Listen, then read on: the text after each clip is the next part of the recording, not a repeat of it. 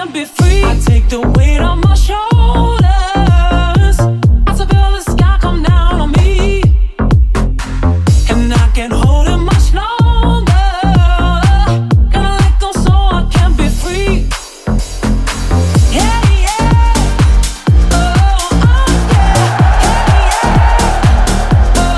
Happy Monday on Foul Territory Live. We got the big crew here today. Kratzy, Todd Father, AJ's in the Red Sox uni because we got Boston Patriots Marathon running, Patriots Day, game going on as we do our show. And I advise you to watch our show and not the game. You can maybe put the game on mute in the background because the Red Sox are terrible. Well, Otani's pitching, so that's true. And it's raining, so that's another thing. But yeah, no, I rocked this today. It's 10-year anniversary of the bombing at the marathon. I was there in 2014. You can see my patch is the 2013 Red Sox World Series champion. Like it. It was a big deal. I recently watched the documentary. Have you seen the documentary on Netflix about the thing? I have not. You should watch it. Have any of you seen it yet? No, it looks good though. It's so they have cell phone camera footage and closed circuit, and they show how they caught him, and they go through the whole thing. Yeah. First of all, it's scary, and it's unbelievable that people feel and think this way, that they would even think about doing that kind of stuff. But then how they catch them and how they get them, and they interview a guy that was carjacked. I mean, there's so much to the story because I was playing. We were all playing, so we kind of were just catching bits and pieces. There was a guy that was carjacked and driven around, and he escapes, and that's how they caught him. Jeez. Jumps out of the car at a gas station, and they're like, "We're the guys that blew up the Boston bombing. You heard of us?" The guy's like, and the guy was from China. He was Chinese. Yeah. And he goes, "Oh shit, they're gonna kill me.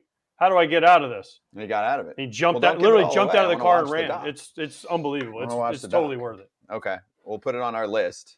And today, Max Scherzer joining the show in about an hour. We're going to rip packs, too, with Todd Father at the end of the show. I heard you got a sweet 2019 museum box. Yeah, we do here. We'll give a little sneak preview here. There could be serious sneak, dough inside that box. Slabstox is going to join us for that. And then also, Kratzy, Will Smith celebrating 10 years in the bigs. Now, when I say Will Smith, I have to clarify. Can't wait to talk to him about Jada, no? Is that the Will Smith? Yeah. We're Okay. getting that Will Smith, right? Kratzy, you lined up this interview. Which Will Smith is it? You guys will be surprised. So I hope you guys did your research on all three of them. I am legend. I know it's not the catcher because he's on the concussion DL. So that's true. He's out. He's out. Never know. Just be prepared. This is live TV. Hey, and shout out to our guy Brock Holt and his wife running in the Boston Marathon this morning. We'll get some results maybe later on about how Dempster they did. too. Ryan Dempster's running. And Ryan also. Dempster. I mean, there's quite a few. I think Justin Turner's wife is running in it. So quite a few notable baseball names running in the marathon this morning. Props to all of them. We're going to call this Charge the Mound. Cool with that to start off the show? All the good stuff from the weekend. I was excited for today just because we've had so much crap to cover from the weekend that we were texting about. So first off, on a high note, Jackie Robinson Day on Saturday. Great day. Also always cool when you get a Dodgers walk-off on Jackie Robinson Day, but also a question from a fan over the weekend. We have fans very active on our Foul Territory Twitter account. It's at Foul Territory TV, asking us questions over the weekend, and we want to make sure that we get those questions in there. So it was from I think his name's Tim. There we go. Tim Melvold. Happy Saturday to Foul Territory TV. Should Mariano Rivera throw out the first pitch every Jackie Robinson Day? You're shaking your head. No. Why? No. Because he was the last guy to wear 42? Okay. No. I mean, no. 1 out of 15 ballparks, No. Mariano Rivera. I think it'd be cool if he goes to different ballparks, not just as Yankee Stadium. I think it's cooler when Jackie Robinson's family throws out the first I agree, pitch. but they're only at one game. So Who's Mariano throwing out- Rivera would only be at one game. You can get like Mike Jackson. He wore 42. He was one of the last guys to wear 42. Just to wear, I mean, listen, Mariano Rivera is the greatest closer of all time, but No. I think think a no for me. Griffey, but too, I'd like to see pretty frequently because it was his idea to do 42 years back. Did you know that? I did. Yeah. He lets you know when you see him. He does. Yeah. Todd Father, your thoughts? Yeah, I think it's nice, man. Is it mandatory for him to throw out the first pitch every time? No, but to see him do that on the day was pretty cool. I think it's definitely something special. He did wear the jersey. I know there's a bunch of other guys that did too. one of my favorites was Mo Vaughn, man. Not many people talk about him anymore. He was probably my second favorite baseball player growing up. I loved every second the way his swing. He went to Seton Hall University in Jersey, and yeah, I thought it was pretty cool, man. Should he throw out the first pitch every year? I mean, not mandatory, but I think it'd be pretty cool to see him do it again. He can stick to Yankee Stadium, throwing out the first pitch. Fine. He's not used to throwing out the first pitch. He's a closer. He can throw out the last pitch. If True. they start a thing there, he throws the last pitch while they're playing Frank Sinatra. There you go. That's a good idea, man. I like that. The last pitch after the game. Keep people around. Keep the people around. I was going to say the same thing. Keep them True. around. They better win that game, though. That's another thing. Well, they also might need some help in their pitching staff if Domingo Germán keeps going out there with a little rosin action before he gets to the mound. Let's get into it. James Hoyt checking him out and told him to wash his hands when he went back to the dugout because he had too much rosin on. He had a great start, by the way. Struck out 11 over 6 in the third. And then again, they're checking out his hands. And I mean, Aaron Boone at least said, oh, they told him he had too much rosin on his pinky and he didn't wash it off well enough. He said that. I listened to an interview separately on Sirius the other day with Boone yesterday, saying on his pinky. And we have some sound to run, I believe. So let's throw that out there with Aaron Boone on the rosin situation, followed by Rocco Baldelli, Twins manager, who was the only one who was actually kicked out of the game.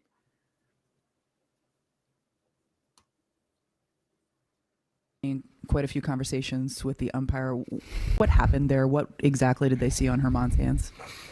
They didn't see anything. Just there was tackiness, from rosin. But he doesn't hit the rosin out there, but he hits the rosin before he comes out. So it was just a level that caught his attention. When that happens, typically if they feel a tackiness, they tell the pitcher to most likely leave the game. What was the understanding of him staying in and then him telling him to wash? I just don't think it reached a level because I think anytime a pitcher's out there, there's always something that you get a little bit from the rosin. So basically it was wash your hands and make sure that the rosin is and that's all it is. Obviously everyone that was watching the game could see the same thing that we were seeing, and their pitcher was warned or asked to clean his hand off of the rosin that was on his hand, because sometimes if you do use rosin, it will get especially tacky. He was warned. He didn't fully comply, I would say, with the warning from what I was told, and was still allowed to keep pitching. So that's it. I just don't agree with that in principle. I do appreciate the courtesy that pitchers around the league will get when the umpires ask them to, remove some of that rosin from their hand, rosin and sweat, or whatever you want to call it. I would expect all teams and all players to get that courtesy, and they have. And I think overall the umpires have done a good job of that. But when he comes back out, doesn't comply with what he was asked to do, has something on his hand that he shouldn't. Wow. Okay. And then from Domingo Germán through an interpreter, he said the discussion was intense. There was a moment there where maybe I felt that things were going to get out of hand, but I was able to explain and tell them I have a rosin bag that's in the area of the dugout where I sit all the time. Now, our stat-obsessed friends in the baseball community said spin rates dropped for him after that third inning. Byron Buxton, actually, who's not the most vocal guy out there, he spoke to Dan Hayes at The Athletic at one point and said the ball was moving in ways they hadn't seen before and scouting reports had not reported before. Here's a tweet from Jeremy Meschino. Domingo Germán spin rates, first 3 innings, Domingo Germán spin rates after the umps told him to wash his hands. All of them down somewhat significantly, I would say. That is a notable change there, and that picked up a lot of traction on Twitter. AJ Pierzynski, you're up first. Yeah, well, we had this conversation with Joe West. How is an umpire supposed to touch a guy's finger? Here's your Italian Todd right here, your Italian jersey right here. How's he supposed to touch the finger and know if it's rosin if I'm a pitcher and I got sticky crap all over my hands and I got spider tack or whatever, and the umpire comes over, I just take a little rosin, dab it on there, comes over and goes, "What's on your hand?" I go, "Rosin in the dugout." You can't test me. Go over there and look at my rosin I have in the dugout. Okay, well then, since you play for the Yankees, you wash it off. Oh, by the way, you didn't wash it off? It's fine. You keep pitching. Don't worry about, you have 10 strikeouts in like 4 innings. You've never done that in your career? Oh, yeah, just stick with it. Yeah, it's bull crap, by the way. And then I love Rocco Baldelli when he said, it's rosin and sweat or whatever else they want to put in it. He was on it. He knew what he was doing. Aaron Boone, you can say it was rosin. I love you, Booney. It wasn't, and maybe it was just rosin. Why wasn't he using the rosin on the field then? If it was just rosin, just use the rosin on the field. That's why they have specific rosin to put on the field. Did the umpires go over and test the rosin in the dugout that he was using? I don't think they did. They needs to use the rosin on the field. They told him to wash it off. He didn't. He should have been ejected. The worst part of this whole thing, Rocco Baldelli's the only one that got ejected on the whole field. Why did he get ejected? Because he was arguing a point that we don't want sticky stuff on the pitchers? He should have stayed in the game. They should have thrown out the whole Yankees training staff. Whoever had the rosin, Domingo Germán, he should have been gone. I don't know. It doesn't make any sense. I think it's dumb. I think it's a bad rule. We need to come up with something that every pitcher can use, have it on the mound, say, here, this is what you can use. Umpires check it before the game. Take a bottle or something, put it in the ground, have a little hidden compartment. I don't know. Have something like that. But we can't have this happen because it's happened.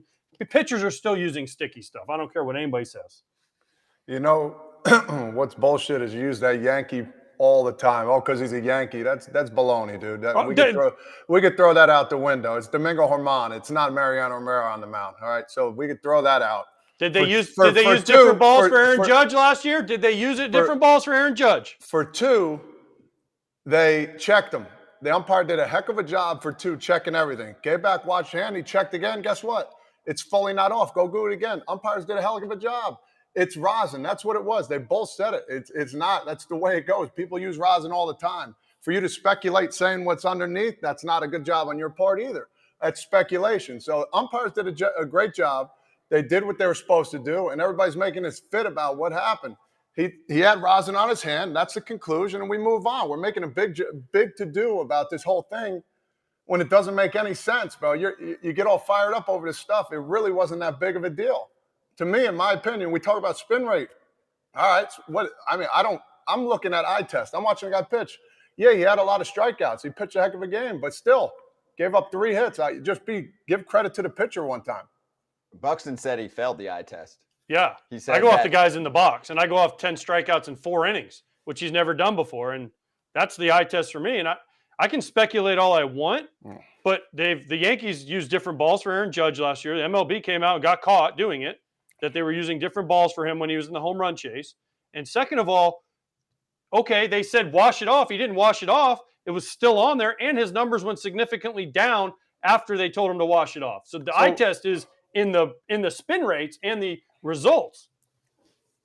He pitched a hell of a game. Give him credit for where it's due. Umpires did a great job controlling the situation. Yeah, if I'm Rocco Baldelli, I'm getting pissed off too at the same time. I'm getting thrown out, but they did do the right thing. He said it too as well. They have to find a new product or something because guess what? Rosin's been around for a long, long time. People got to understand that. So my thing is, which is it? Did he wash it off and his spin rate went down, or did he not wash it off because that was the whole – nobody would have been pissed. Nobody would have been pissed if he didn't come back out and James didn't say something to him, hey, you know what? And then we get the mouth thing, I told you to wash your hands, and he found it on his pinky. His pinky, that's not affecting spin rate. So one of the things didn't happen. It either didn't get washed off or the spin rate wasn't affected. And he's throwing ripping. You got to make an effect on your spin rate, you gotta bump it by at least 180 RPMs because it's revolutions per minute from a 60-foot distance that a ball takes 0.3 seconds to travel. So if you're not bumping it by 200 RPMs, it's not even affecting it. You're not seeing a difference. And his changeup and his fastball were like, I don't know, like it was under 100. Curveball, I think, and one of the other pitches, maybe his sinker were down. Well, the less spin you have on your sinker, the more it's going to sink. And your curveball, if you're not bumping it by 200 RPMs, I think it was like 140 some RPMs difference. No, the less spin you have on your sinker sinks because it catches the seams the way you throw it. So that's if you're throwing a knuckleball, the less spin you have, the more it moves. Why would you want less spin on a sinker? Because the way it comes out and your finger pressure, that makes it move more. No, less spin creates more friction, which enables the ball to go down. So basically it induces more vertical break. Vertical induced break is what it's called. Then why when you put sticky stuff on your hand, you throw a four-seamer, does it stay up more? You just when you put more on, yes. When you put more on, because it spins more, cutting through the air, more friction. And that makes it not go down more. A sinker is different. So if you watch a sinker spin rate, if you throw a really good sinker, your spin rate is going to be around 21 to 2250. And it's going to go down more. The ball's going to drop more because of friction. The more it spins through the air, it's fighting friction the whole way. That's why a four-seamer has life. That's why when Verlander went to Houston and they were using spider tack galore, that ball was getting extra spin rate at the top. I mean, he jumped his at that time like 400 RPMs when he went there. Like it's all science. Anything to say? Why is James Hoy coming out and checking him again? Like you told him to wash his hands, check it again after the inning, and then he said he found some on his pinky. I think it got blown up more than what it is. I texted with Higgy, who was catching that day, and I was like, what did you hear out there? He said he told him. He said he didn't like something that was on his hand, and he said I thought the end of it ended up being taken care of, and then after the inning, he came back and said something to him again. Why? Why did he say something to him again? Like to check to see if he washed his hands? What is it, COVID? We got the 1-9er putting some extra antibacterial in our hands? Because it's paranoia. There is sticky stuff paranoia. We had sign stealing paranoia for years. The PitchCom has at least helped that a little bit, right? When it works. When it works. It works most of the time. Yeah, it does. And they put their glove over it, so there's still paranoia. Yes. But there's sticky stuff paranoia. Because spin rates are fluctuating a ton with guys. It's weird. I mean, it's happened over the years. Like you're looking at the average sink, especially when they did the crackdown, then it starts to creep back up. So is everybody, since their spin rate goes up now, so everybody's cheating as a pitcher? And I'm not trying to argue with you. No, we're looking at the MLB average. Yeah, no. but when it fluctuates, like, oh, he must have something on his hand, man. That's just not how it goes. That's just the way. Maybe they develop something like, hey, man, try a new grip. Try a different form. You know, put your arm angle here, move it here. Like, how does Max Scherzer's fastball always rise every time I faced him? Did I think he had something on? No. It's just, I just find it comical sometimes. Germán had 6 strikeouts in the first 3 innings. All of a sudden, the next 3 innings, he had 5 strikeouts. So he must have had something on his hand. So I don't know. I just find it hard to believe. I think the It's league. not hard to believe. They caught him with something on his hands. And he still had 5 strikeouts when they took it off, though. That's where I'm confused. So where's the difference? I don't get it. So he had nothing on his hands, still got 5 more. So were the batters that bad? Like, that's where I'm confused. The proof is in what James Hoy said. He told him to wash it off. He didn't wash it off. I didn't know there was like you get a warning. You get a warning, Scott. Your hands are sticky, so you get to go in and wash off whatever you have, right? Mm-hmm. And come back out. We'll check you again. I thought it was like, hey, we found something sticky. Shoot, see you later. The few guys that have been caught, they go over and they go, let me touch your fingers. They touch their fingers and they go, they don't even wait. Mm-hmm. They take their glove and they walk off the field and they say, we're going to take this in evidence locker, wherever that is. And, oh, your fingers are sticky. Well, they didn't do that. They said, your fingers are sticky. That's why Rocco was mad. Not because he had the sticky stuff. Like, the sticky stuff is whatever he had. If he had rosin, great. Fine. But it was more about he did it. He got caught. They didn't eject him. They let him keep pitching, right? Mm-hmm. That's where I think Rocco Baldelli got so mad is that, hey, why does he get a free pass? I think the league and the umpires are confused. They do not know how to handle this. Do you agree with that? I Because think- even like what you're saying, hey, Hoyt shouldn't be checking him so much if that's the stance. Still, like, why is he confused on how he should be operating and monitoring everyone? And also, it's probably pretty tough to tell if it's just rosin. Guys have sunscreen. Guys have hair gel. I just think I don't know how you crack this. No, Kratzy? It's easy to tell. It's only rosin. You're good to go. You can tell. You can, because the reason you can tell is because rosin doesn't leave a film on your hand. Over that amount of time, it doesn't leave something on your hand. Yes, you'll have rosin. You can have extra rosin on your hand. Day game, you can have suntan lotion.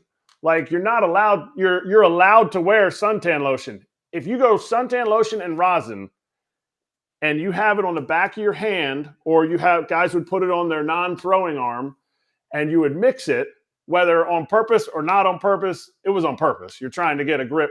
Your hand, you'll have excess on these 3 fingers, and you'll see it. It's shinier too. It's to me, it's if you were to put level of blame from least to greatest on this whole altercation being totally blown out of proportion, Rocco Baldelli handled it the best. There's no way he can stay in the game after he saw what he saw. I don't think Domingo did anything that awful. And then there's anybody else that you think's involved in this, and then the biggest person is Hoy.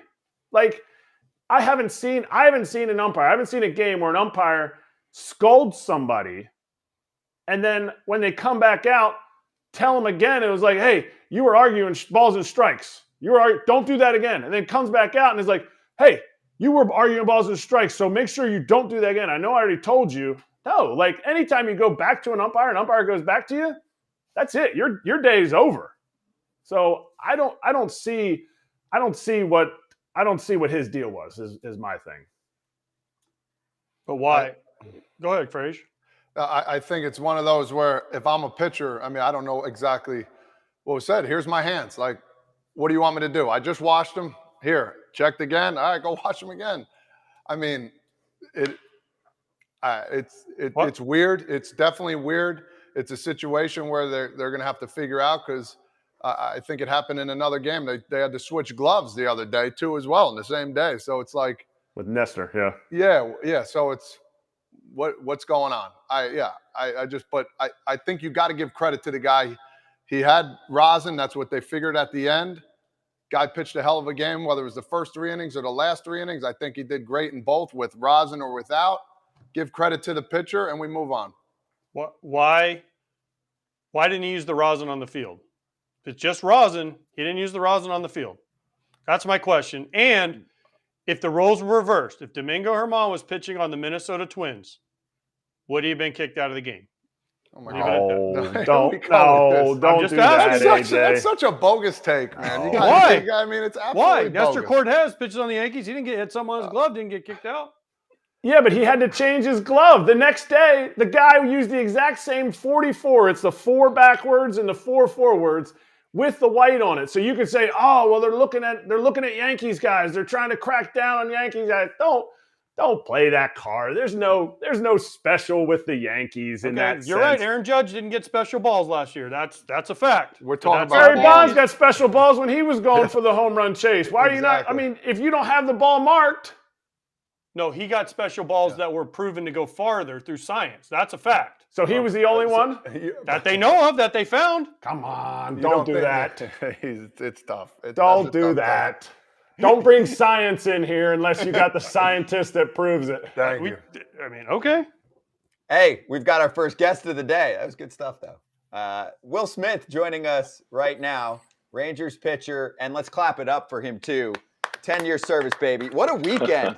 Congratulations. No, it's a big thing for us, Will. We're doing this on this show. It's the first show to do this. We need to acknowledge this, and you're the first guy we're bringing on. I think you're the first guy this year to hit the 10-year service mark. So first up, thanks for joining us, but congratulations. I know you got your ring, your World Series ring this weekend too, but congrats on 10 years of service. It's a huge deal, and we want you to explain, what that means to you and what that means for a player to hit that mark.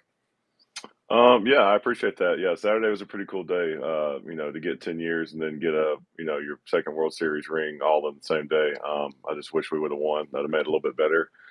But yeah, 10 years it's nuts. I could tell you after my debut, I did not think I'd still be playing baseball. That's for sure. I was like, this game's way too hard.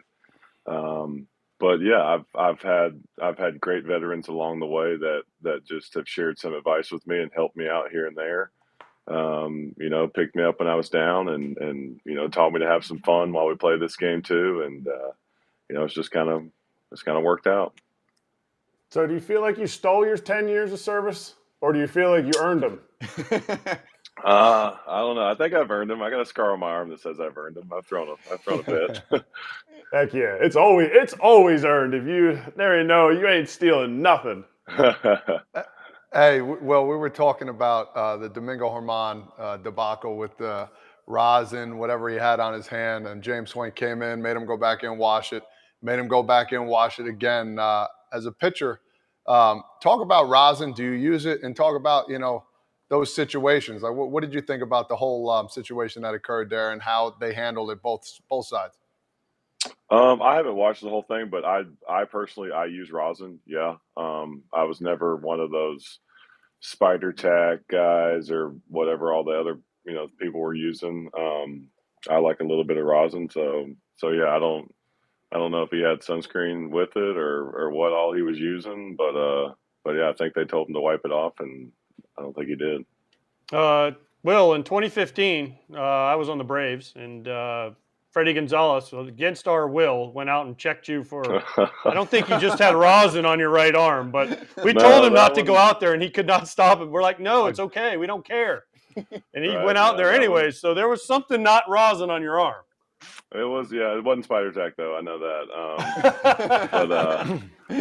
But yeah, I got caught for sure.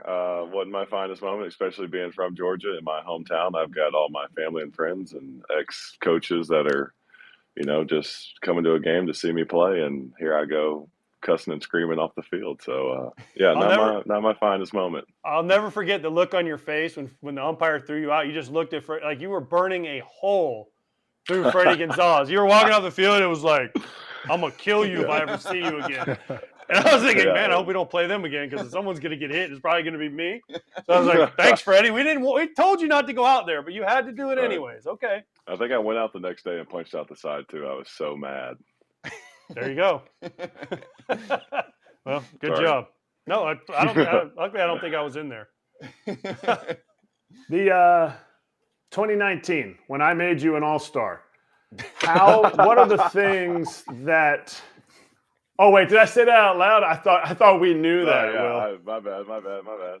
Yeah, because the guys didn't know which Will was getting 10 years of service, whether it was the one that slapped somebody or if it was the catcher. So I told them we'd surprise you. But do you feel like a pitcher gets better in the middle ages, or do you feel like a pitcher gets better after an injury and then there's stuff that gets unlocked because of your, all you go through to get through the, 15, 16, 17, all that stuff that you went through? I think it's a little bit of both. I think when I had TJ, I definitely, it made me fall back in love with the game again. And it honestly slowed the game down for me, because I knew I wasn't playing no matter what. So I would, I'd do my rehab and I'd go out and I'd watch the game whenever I was done with all that. And it would be second and third, 2 outs. The place is going absolutely nuts. And you just realize, man, this guy's just one pitch away from getting out of this. Like, I know everybody's going crazy right now, but if you just slow the game down, it becomes just a little bit easier. You can catch your breath. So I think TJ kind of taught me how to slow the game down. And like I said, I've had some great veterans, and the one I'll always remember is Francisco Rodriguez. When I got to set up for him in Milwaukee and all the stuff he taught, I would have to break down my inning to Frankie in the clubhouse after the game, and he would know more about my inning than his own inning. And he would just, I would throw some fastballs inside just to move some feet, just to be able to throw a slider away again. And he, like, that just made him so happy, just pitching instead of throwing. So he was a big part of just, getting older. And now I try to, talk to the lefties in the bullpen and try to help them out. I'm like, hey man, I think I try to watch their inning, a little bit more, and just try to pass down as much as I can. Hey, Will, talk a little bit about this Rangers team. The facility. I want to talk about the team, but also the facilities that they have in there. Because when I was there when they first had it, I think they have some of the best facilities in Major League Baseball. And just go on from that because people really don't know inside of that how much really cool stuff they have in there. Yeah, our facility is absolutely insane. I think they told me it's over an acre big, and I was like, "There is no way a clubhouse is an acre big." And we showed up after spring training, and it took me 2 or 3 days just to figure out like my route to the kitchen every day. Like Yep. there's so many other places you can take. There's the barber shop, the weight room's crazy, the training room's amazing. Across the hall, they've got the lab with red light and Normatex and just anything you could possibly imagine. The Texas Rangers have it inside that clubhouse. So yeah, it's nuts. That theater room in there, man, where we got the levels just keep getting higher, like you're in like some kind of theater. I thought was absolutely amazing to have meetings in and the big screen. My goodness. Yeah, it's pretty sick. Hey, Will, I have a question for you about being a reliever and managing your workload, because I think part of the accomplishment for someone like you is, aside from the first year in the bigs, being out of the bullpen. And I remember I was looking back to like 2014 and 15. You were close to 80 appearances both years. And I think it was Ron Renicky at the time who was saying, hey, I'm not worried about going easy on him or overusing him. And maybe that has to do with how you bounce back and your arms. So just wanted to know from a longevity standard, how you kept yourself and continue to keep yourself on the field for the most part and durable, and how that balances with teams. Because some guys, we've seen even someone like, say, Josh Hader, who's now only going 3 outs because he wants to preserve himself and make it through a longer career. Because I think a lot of relievers get abused. Yeah, I mean, honestly, it goes back to Frankie again. Frankie was like, listen, Will, if you take care of your body every day, you're going to have a successful career. Some days your body might need a little more work. Some days your body, doesn't need that much work at all, and you can just you're fresh and you're good to go. So yeah, over the years, I've built this little routine I do every single day, and I've gone to the manager's office a couple times and told him I'm good to go, and because they'll be like, the pitching coach would say, especially in Atlanta, Rick Kranitz would be like, hey, you're down, and I'd go try to win my argument with Snicker in his office, and they always trusted me. If I told them I was good and my situation came up that night, they'd put me in there. But I couldn't be going in there blowing stuff and just going in his office for no reason. I genuinely felt I could throw 3 days in a row, or I think I've gone 4 days in a row one time. Yeah, I don't know. I enjoy pitching. If I need a day, especially after TJ, if I need a day now, I've always told them I won't lie to you. I'll tell you, hey, I need a day, and I'll live in the training room the entire day. I'll do everything possible. Cold tub for 5 minutes, needle, cup, spray. I mean, anything you could possibly put on me, I'll do. It's my inside cat day, is what I call it, and I try to get everything done. Will, you're talking about all these appearances that you have. Do you remember the appearance where you didn't get to warm up? Yeah, that one was awesome. Was that included? Was that a day when you went to the manager and you said, hey, I'm good today, but hey, Skip, let me get a little warmed up before I get to go in there? No, that was the year in Milwaukee. So we had Zach Duke that year, and he was the 7th inning lefty. Like, everybody knew it. The entire team knew it, and I was the 8th inning lefty. Well, the 7th inning rolls around, and here comes Ron and, gives them the whole, we need the lefty. I didn't move a muscle. I've still got my hoodie on. I'm just waiting for Zach Duke to get out of this jam. And then Zach Duke comes running out, and Ronnie's like, no, I want the big lefty. And I'm like, this is not going to be good. And I just take my hoodie off. I take my hoodie off and put my bubble gum in, and here we go. That's great. You were okay. And then Luke Corey walks out to the mound. He goes, hey, you think you can throw a slider first pitch? I was like, maybe let's try fastball first one. Oh man. Well, I mean, you were okay after that though, right? I mean, it wasn't nothing happened. Yeah. I mean, I know you gave up. I think you ended up not holding the lead after that. But that, but I mean, I'm not saying because he's talking about TJ and all this. Yeah. I'm saying it was a crazy spot to be put in. Speaking of crazy, Frazier's talking about Texas, and I've been to their clubhouse. It is incredible. Did you see the new uniforms today? No, I have not. We got in late last night from Houston, so they didn't ask you to model them. The social media craze. No, They I'm a didn't ask reliever, you to dog. model Hell them. They no. got DeGrom No. and Evaldi. No, and, no, no. Oh, okay. Because I wanted to get you what you thought of them because they're definitely different, and they have this No, I thing have on the not. sleeve. I have not seen them. No. Okay, well, they have black pants and white shirt and black hat. Oh yeah, see, that's exactly the look. They got Okay. like this half panther, half eagle. They call it a peagle. You Do just they really call it a a peagle? peagle, a Peagle? peagle. It's a half panther, half eagle. Yeah, there's like a lot. I just want to know if you had seen them and what you thought of them, but understood.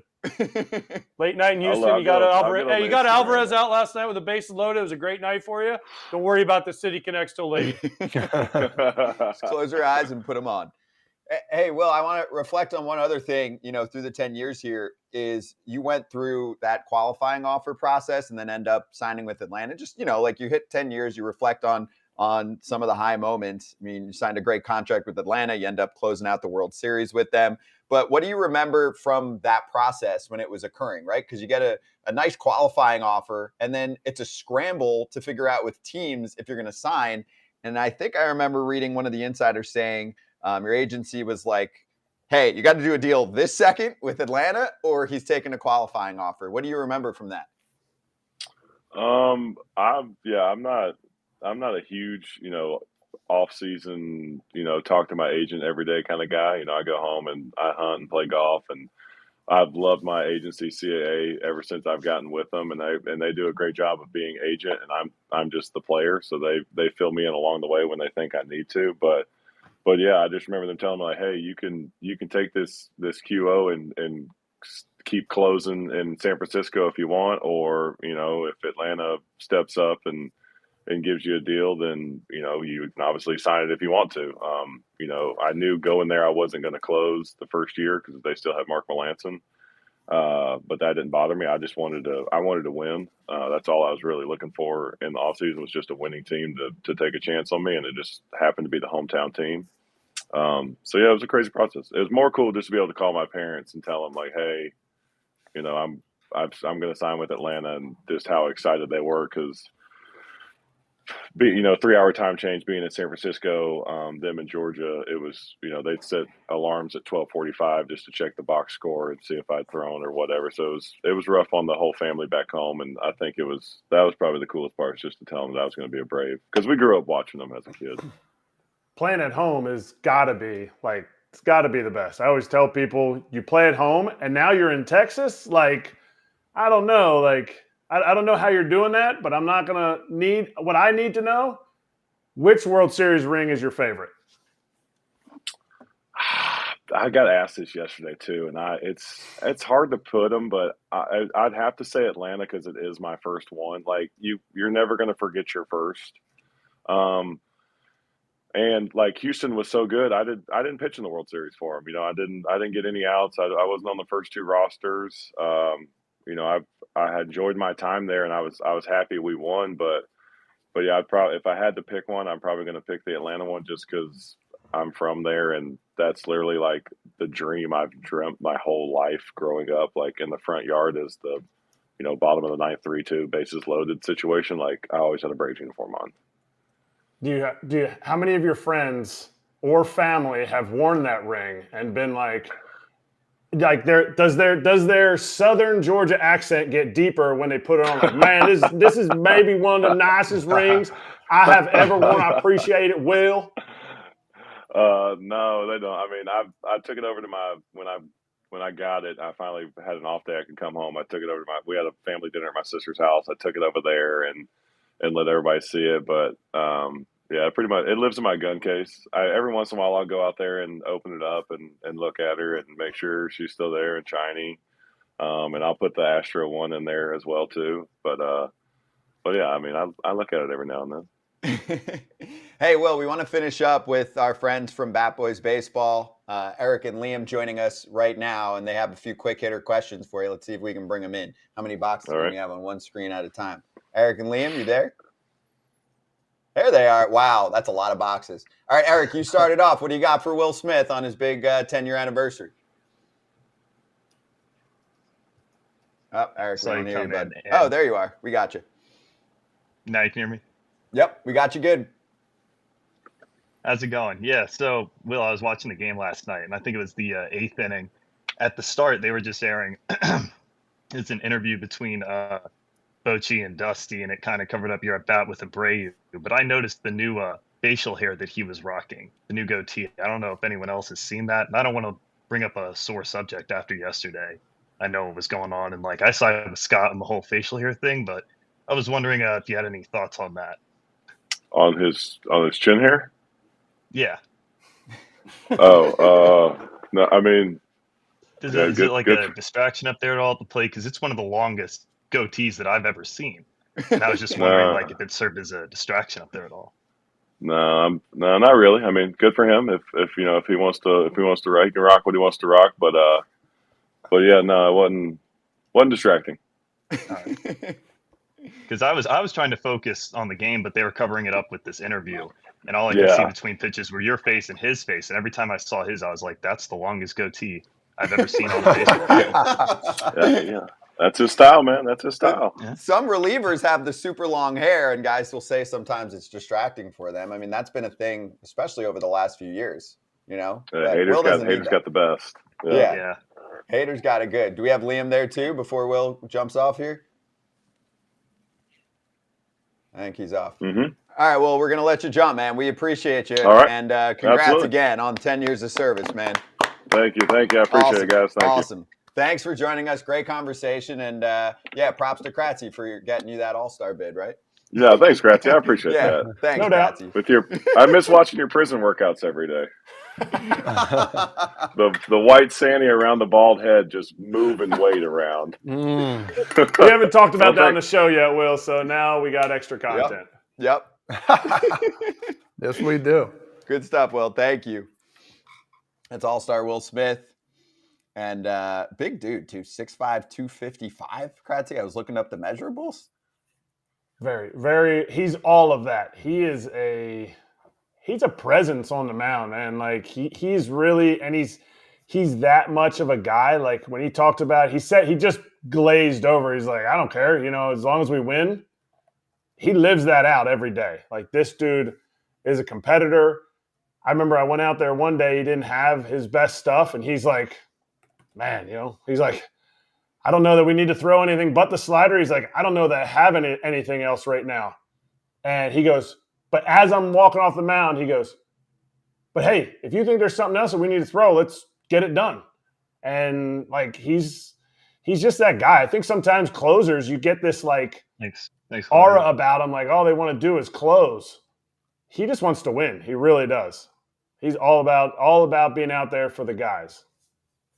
Hey, all Cody Bellinger wants to do is win, and I want to go over some of the rest of the news from the weekend. So we'll get to Bellinger in one sec. Let's first cover a close on the Rays winning streak. Finally done after a little 13-0 ride.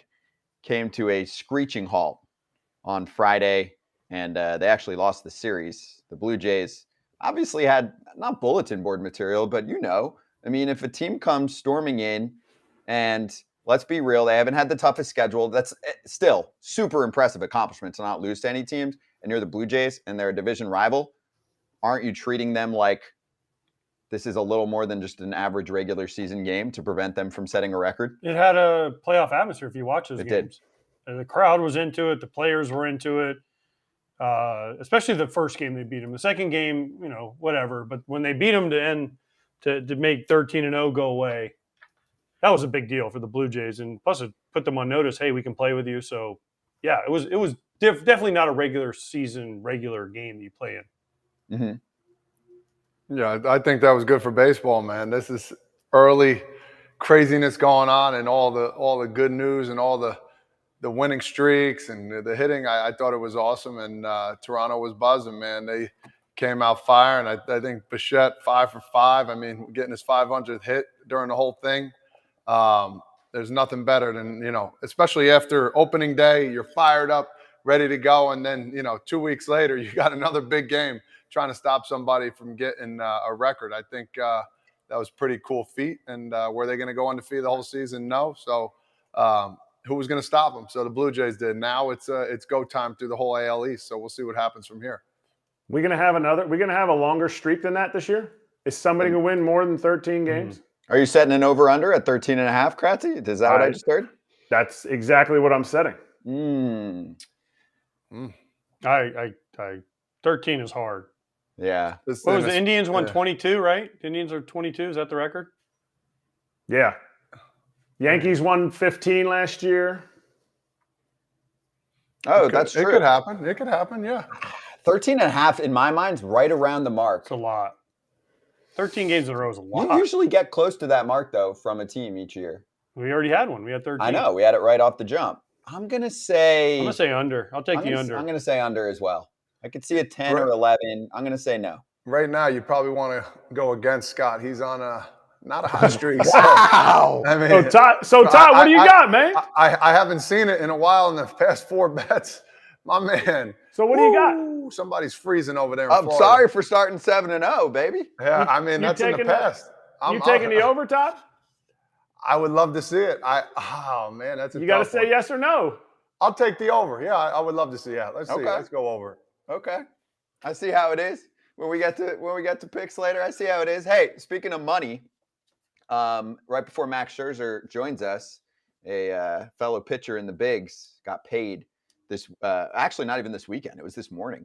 Pablo Lopez, and it reports nearly agreeing to an extension. So I guess they're dotting I's, crossing T's. Is this Carlos Correa where they're going to find an ankle he suffered do you have for an extension? Do you have to do a physical? I don't think so. Oh, yes, you do. You do for an extension? For sure. Yes, you do. Yeah?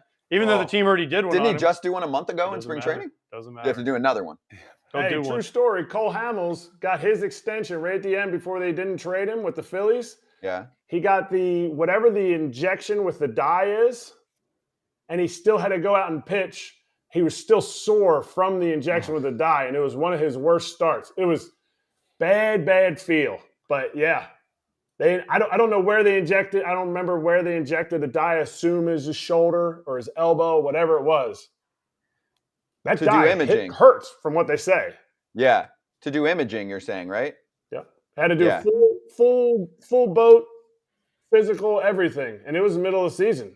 I think it was actually more like July-ish because I felt like it was near the trade deadline. Wow. We'll have to bring Cole on at some point to talk about that. But for now, it's a 4-year extension for Pablo Lopez, $73.5 million, no options. And that's going to buy out 3 free agent years for Lopez. And for the Twins, I didn't realize they had a lot of guys coming up that are going to be free agents after this year. Sonny Gray, Kenta Maeda, one more who's going to be a free agent after this year. One of the starters, Tyler Mahle. So it's Joe Ryan and Pablo Lopez at least. That's a nice 2 to have. You have to sign. Well, Sonny Gray, the start he's on, I think you would want to lock him up too. Before the season ends. Yeah. Yeah. That's a pretty good 1, 2, 3 if you think about it. I agree. What do we think about this deal for both sides? I think it proves that your Luis Arraez argument is off.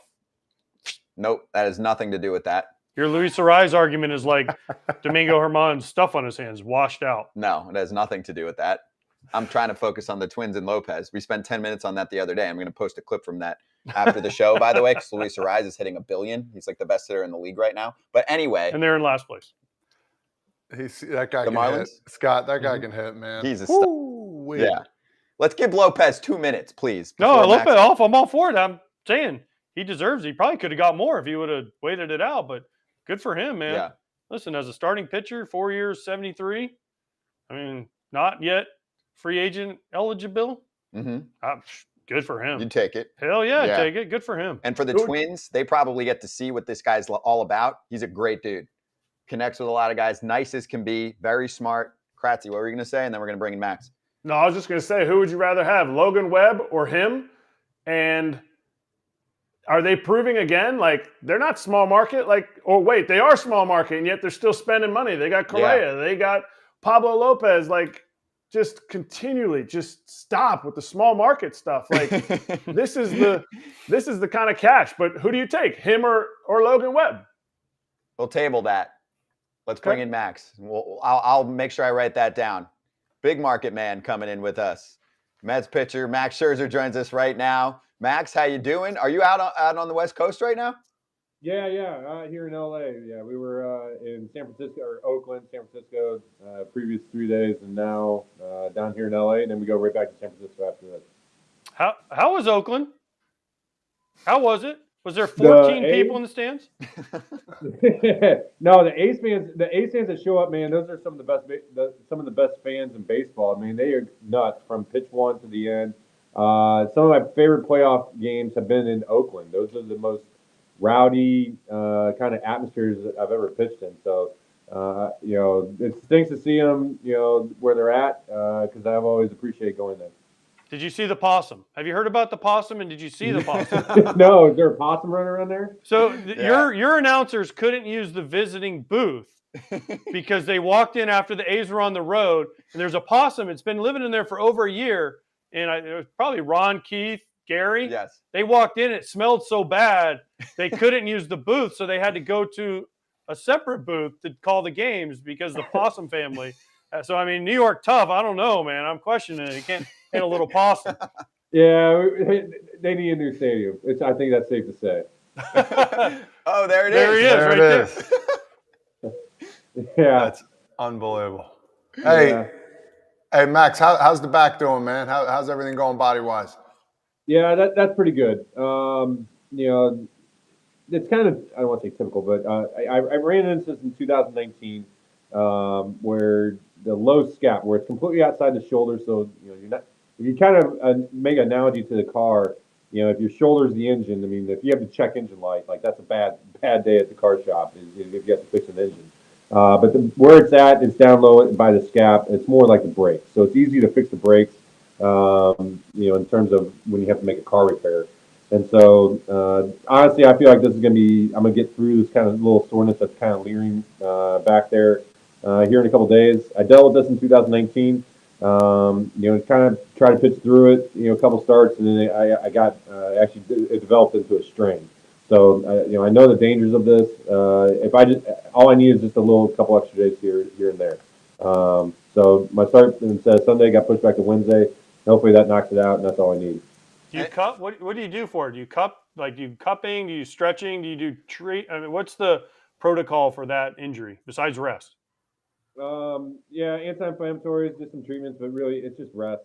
I mean, there's no other really thing that you can, make this go away. It's just a time thing. So it just got overcooked. It's just one thing that's happened. I've dealt with it before, and I won't let it get worse than it is now. Do you feel like we always talk about on the show, like, okay, if a rookie gets hurt, if a rookie has this lower scap thing, the team controls it. Do you feel like at your point in your career, you're like, look, dog, like, I got this, like, trust me. And like, how long does that trust take to build up? Because I'm assuming the Mets have good trainers and, so you're trying to work those guys, but how does that process work? We'll start on this as saying, like, yeah, I understand this. I haven't had this before, and that conversation happens where, if it's a rookie, yeah, you're much more underneath team control, whereas, I just have experience with this. I know exactly what this is. This isn't serious, but you do have to give it the proper attention. And so, especially when you have a history and you're able to communicate that with the trainers, it makes everybody, just kind of understand this better. But I feel like the only reason I've ever had a good rapport with the trainers, or I get any type of leeway, is because I am honest. I'm actually kind of brutally honest with it of how I feel, where I'm at, and I don't lie about it. I never pitch through injuries. I always, communicate those of where I'm at, and I'm always trying to come up with the number of pitches I can throw in a day. So was it possible that I could start on Sunday? But I didn't think I had 100 pitches there. I probably would have gotten to 50 pitches, and then we would have been in trouble. So, you don't want to pitch in Oakland. You don't want to pitch in Oakland. You want to pitch in L.A. I know. See, that's smart. That's a veteran move right there. He's like, I can pitch in front of 3,000 or 53,000. I'll take L.A. That's smart. Yeah, that didn't hurt either. But this is real though. Yeah, of course. Hey, on that topic, Max, I want to take us back about a month ago, and we had you on, and it was right around WBC time, and a huge discussion for a while was, how do we get the biggest names in baseball on the mound to pitch in the WBC? Ken Rosenthal on his show Fair Territory on this channel actually addressed it just the other day and said, why don't we just push it back a little bit? That might be a good compromise. Everyone's been trying to figure out a way to kind of maximize this tournament because it was so popular. And I know you have some thoughts on it too, as you've talked to some guys around the league and thought about it yourself, what do you think now that, we have a few years to get ready for this thing again, and we want to make sure that everyone that wants to be involved can be involved? Yeah, I had conversations with teammates, conversations with guys who participated in it, and even some conversations with some MLB officials about this as well. Saying if the pitchers can get fully ramped up, you let me get those 5-6 starts in, and I fully get going. Start the WBC the last week of spring training. Once we're built up, and then run the thing through the first week of the season. And whatever you need to do with the games, whether you backfill those in with double headers or you move to 154 or whatever it is, whatever the semantics are of solving that, then you would have the ability for pitchers that, all the major league pitchers to participate because you're fully ramped up. That's the number one concern with this, of why guys didn't want to participate is you need spring training. You need to get built up for 100 pitches before you want to step into a game where everything's on the line. So I think if the WBC's format started on that timing and made the calendar work with that and running into the first week of the season, I think that's how you would get the most amount of participation with it and make the best product for it. I mean, it killed me not being able to participate in it and watching it. But if the fans want this, they want this to be bigger and better, then we got to get everybody involved and we got to do this the right way. If they do that for next go round, are you going to join in if they kind of comply with what we're talking about? Well, yeah, I mean, I would, but I just don't know if I'm going to be young enough to be able to do it. They're probably going to want to do this.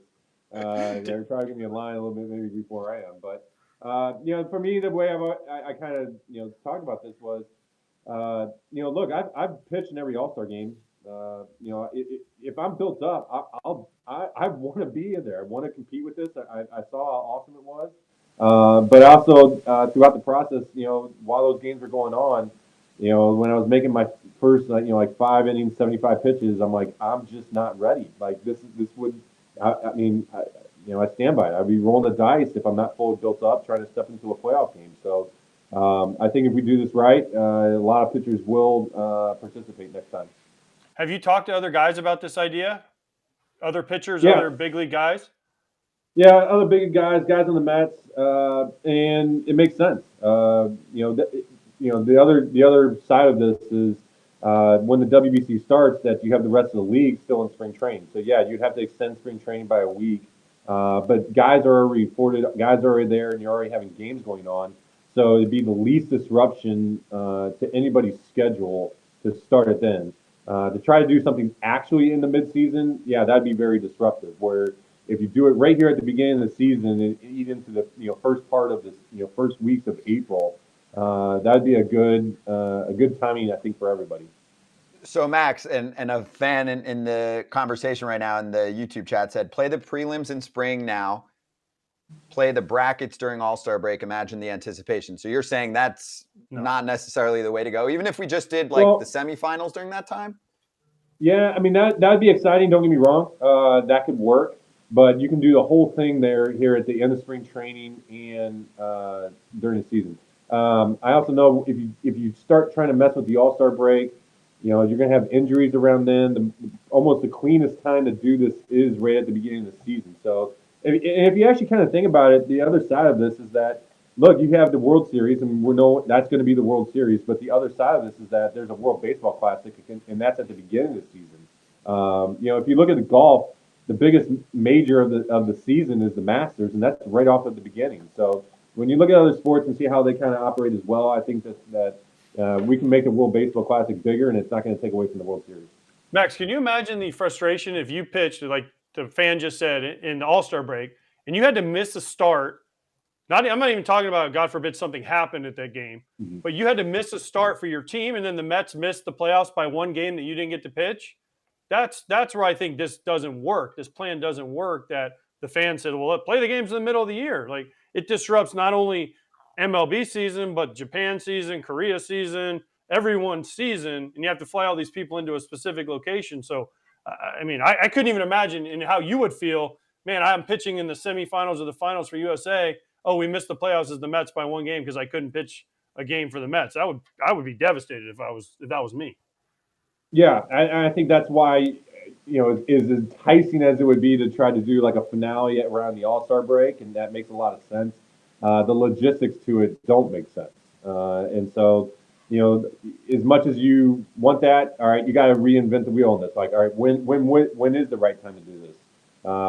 Because at the end of the day, guys are always going to choose their teams to do this. Now, we definitely want to represent our countries. Don't get me wrong, but as long as it doesn't take away from our ability to go out there and represent our teams.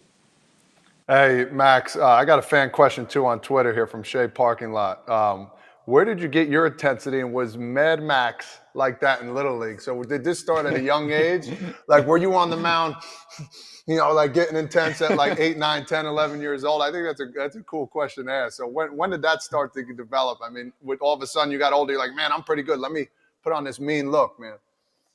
I've always been intense, definitely, but it definitely took a different. I mean, like you play other sports, you learn how to compete and play through different pain and stuff like from that. So I played football 7th, 8th, 9th, 10th grade. Played basketball all the way through high school. I really credit my basketball coach Rick Kirby in high school. He was one of the most competitive coaches I've ever had in my life, and making you work to play defense in basketball. So, the intensity that we play with in basketball, that I felt like just being an athlete growing up and being competitive, that they all kind of fed each other. So being a good football player made you a better basketball player. Being a better basketball player made you a good baseball player. And so when I finally went to college and just settled down on one, like there's no other sports anymore. I'm just a baseball player that is kind of channeling all the competitiveness from the other sports into just baseball. And I feel like having that background, has served me well.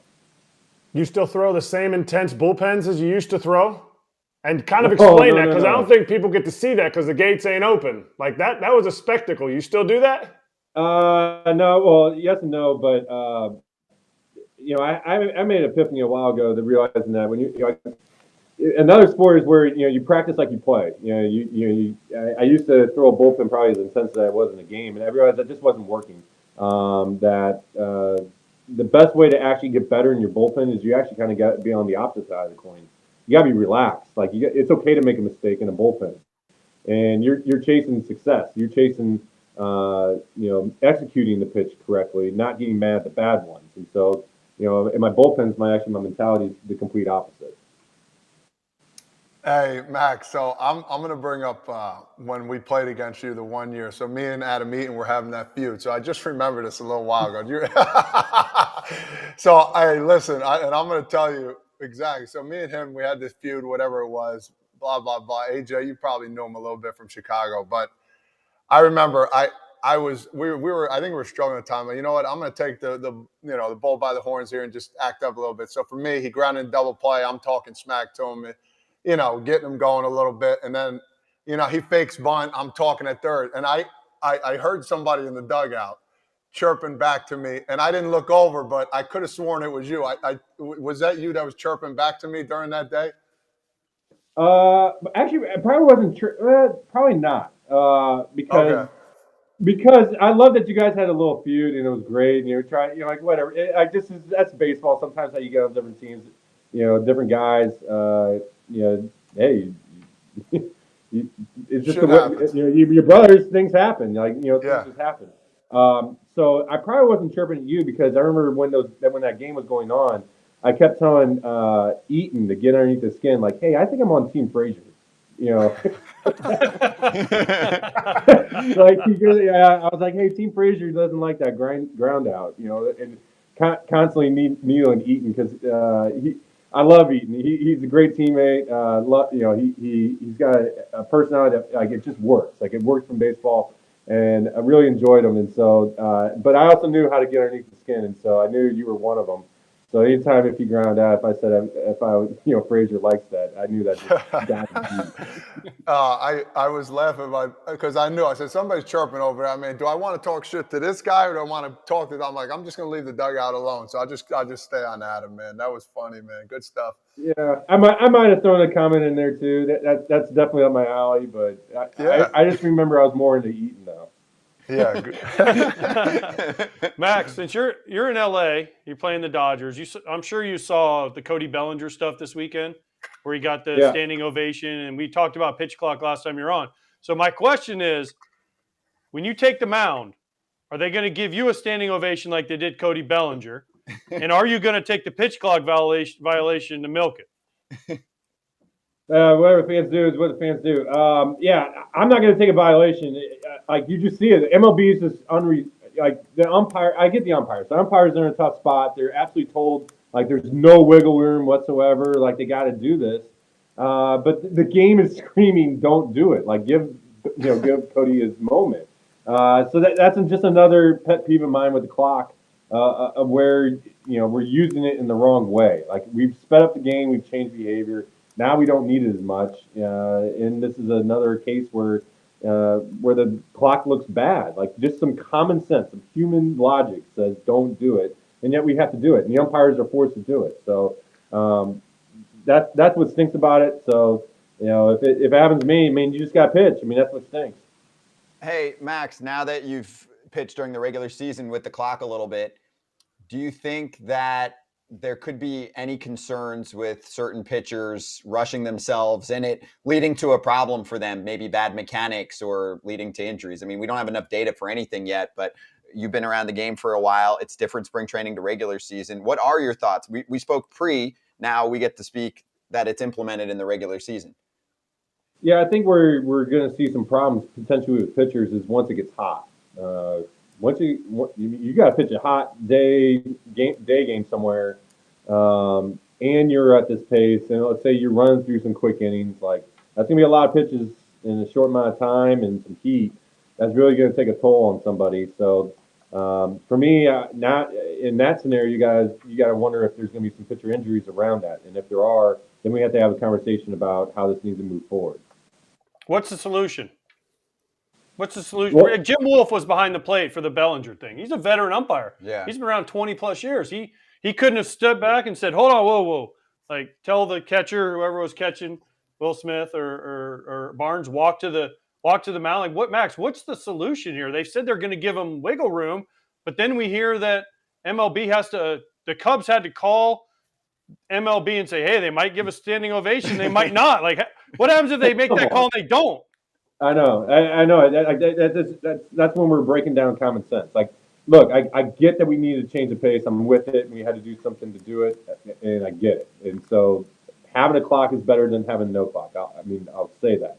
But how we're using the rules of the clock, how we're punishing players with it is what I have a problem with, especially when we're playing at pace. Like the 245 pace. That's a good ball game. I think everybody's entertained by that. That the fans like it, players like it, and I think that's a good thing for the game. But because of the clock, like there's a lot of games where you're playing at like 220 pace or 230 pace, and that's just too much. Like I mean, we've accomplished already so much. Why do we need to punish somebody with a ball strike when we're playing that fast? And so that's where the umpire discretion comes in. And let the umpires make the decision when we want the clock and when we don't. What would you change? Not just with this specifically, but like sure. What would you change? So I mean, like it'd be like for instance, like if you went 245 pace, that means after the third inning you should have played the game in 55 minutes. Like that'd be pace. So if we play the first 3 innings at 50 minutes, turn the clock off. We're playing at pace. We don't need it. You most likely haven't had a violation. We're not having a lot of violations. Like you have over 99% compliance. The behavior's changed. Like just let us play. And if we continue to play at a quick pace, like you don't need it. If a game is running slow, then let the umpire turn the clock on. I guess the way I'm articulating this and the concept that I'm using is actually like golf. Golf has the same type of idea. They have pace of play measures, and that if you start playing too slow, then the clock comes on. And so, for me, that's how baseball should be. Our sport resembles golf more because there's not a game clock. It's tough to say we're NBA or we're football, but they have a game clock, whereas we don't. And so, if you look at how the PGA does it, I think that's the best. That's probably the best way for us to do it as well, is to try to bring at the bottom, not constantly punish anybody for any one minor infraction. Is there too quick of a game? Kind of, yeah. I mean, I guess when we all sit there and say, like, when you're playing a 245 game, like that's entertaining. Like, do you really need to step through everybody and start punishing players to get it down to 220? Like, is that really good? Like, is that really what the fans want? You know, I would sit there and say no. You know, I get we need to change. You know, the hitter stepping out of the box, adjusting his gloves, and the pitcher, you know, taking his time. But we've done that. Mission accomplished. Like, now we need to start thinking about how we want to actually make these rules so that, you know, you're not impacting the game. You're not changing the game. And to me, we've changed the game. Max, you're changing beer sales, though. Don't you get it? You're changing beer sales, okay? You can't have them. You can't sell as much beer now. You get a few more beer sales. I mean, you got to get. That's why all these teams are now extending their beer sales an extra inning because they can't make all their money. So listen, I get it. I agree with you. I think the PGA. I don't know if the PGA system will work, but yeah, put a reliever, a slow reliever, because relievers are usually slower than starters most of the time, right? So put a clock and say, hey, you're too slow. Now you're on the clock. I agree, because now games are, man, they're over. Yeah, you know, actually, one of my cousins made an interesting comment. You know, they thought they really liked the clock on TV. You know, when you watch it on TV, like it's entertaining, but when you actually go see the game in person, like, oh, I didn't realize everybody's just running across the diamond. Like, everybody's frantically trying to get in the box. Like, you know, when you actually see in person how frantic everybody's behavior is now, like, okay, that's where it's too far in my book. One more on this. So relievers are slower than starters. So if the game goes quick, then generally, yes, we've had some, you know, in the past defenders that make the game go really long. Just, I know from calling a game, like, sometimes it's got great pace, and then we get to the 6th or 7th, and I'm like, what happened? And a guy comes in and he takes a while. So the thing is, on the clock going on and off idea, like, what do you do then if the game is still at a pretty good pace for time, but it feels like the game is slowing down because the reliever comes in and he's taking like 40 seconds? So that's where we do have data on, like, individuals, like who takes time and who doesn't. So if there's a bad individual, you know, let's say there's a reliever that you know, he just works slow. Well, you know, then the clock, you can always turn the clock back on. That would be using, you know, the human, you know, being judged by the human eye would make sense. But I also would almost disagree with that, because behavior has changed. You know, that you can't sit here and work slow anymore in 2023. Like, you have to work fast. So everybody has changed their behavior. So I don't know if that slow reliever exists in the same way anymore, because you know, you've changed your behavior, but two, also, is that reliever going to work slow if the hitter's working fast? I mean, that's the other component to the pace problem, was that, you know, so much of this was the hitter's ability to be able to step out of the box, adjust his batting gloves, take his time. That when the hitter's in the box, typically pitchers pitch. So, you know, I know, you know, it's easy to pick on the slow reliever, but I don't know if that slow reliever is as slow as he was in the past. Hey, Max, we were talking earlier about Domingo Germán and the whole rosin thing. My first question, do you use rosin? And then my next question was, do you think the umpires handle it well? We had a really good dialogue going with the group here. You know, some agreements, some not agreements. How do you think about that whole situation that transpired? Yeah, briefly. So I don't know all the details to it. You know, I don't know what, you know, I don't know any of the comments. I don't know what was, you know, completely there. But I mean, at the end of the day, if he got checked, he had rosin. Like, okay, we need to clean it up. I guess he told him to go clean it up. You know, he washed his hand, redid it, reapplied, used the rosin, and, you know, everything's good. I think that's, you know, the umpires are handling it right. You know, so. Like I said, it's tough to really comment any more on that without knowing more of the situation. My only thing to you, Max, is when an umpire comes to check you, does he just go like this? It's like, hey, look, I'm going to give you a little. I mean, I know they kind of. They definitely come through and they press and they check. I mean, they feel your fingers. You know, they're feeling. But you can make rosin pretty. You can make rosin pretty sticky, right? If you're sweating enough and it's a hot day, you can make it. So how do they know the difference between sticky rosin or sticky stuff? I mean, that's just their judgment. I mean, I don't have an answer for that, but I mean, you can make rosin very sticky. So, but the umpires, I think, as a whole, have made, made the correct judgment in that, you know, they're not looking for any little thing. They're not going to try to make a scene every single time. and they really only try to go up against egregious cases. But I think actually, I mean, here we can actually talk about this. I actually think we got to get the checks off the field. You know, if you have I'm just going with, I'm just using Germán as an example of saying, hey, he's completely using rosin, he's completely free. There's no funny business going on. That check should have happened in between innings, with an MLB official and underneath out of the camera sight. Let him get checked, wash his hands and reapply the rosin right then and there.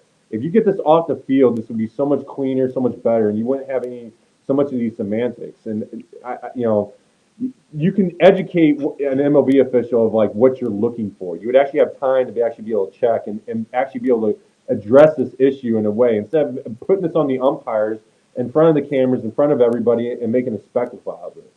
I agree. We have an official for every other thing, right? We got a guy down there watching the video room. We got a guy checking bats. We got a guy checking uniforms. We got people checking everything. Security.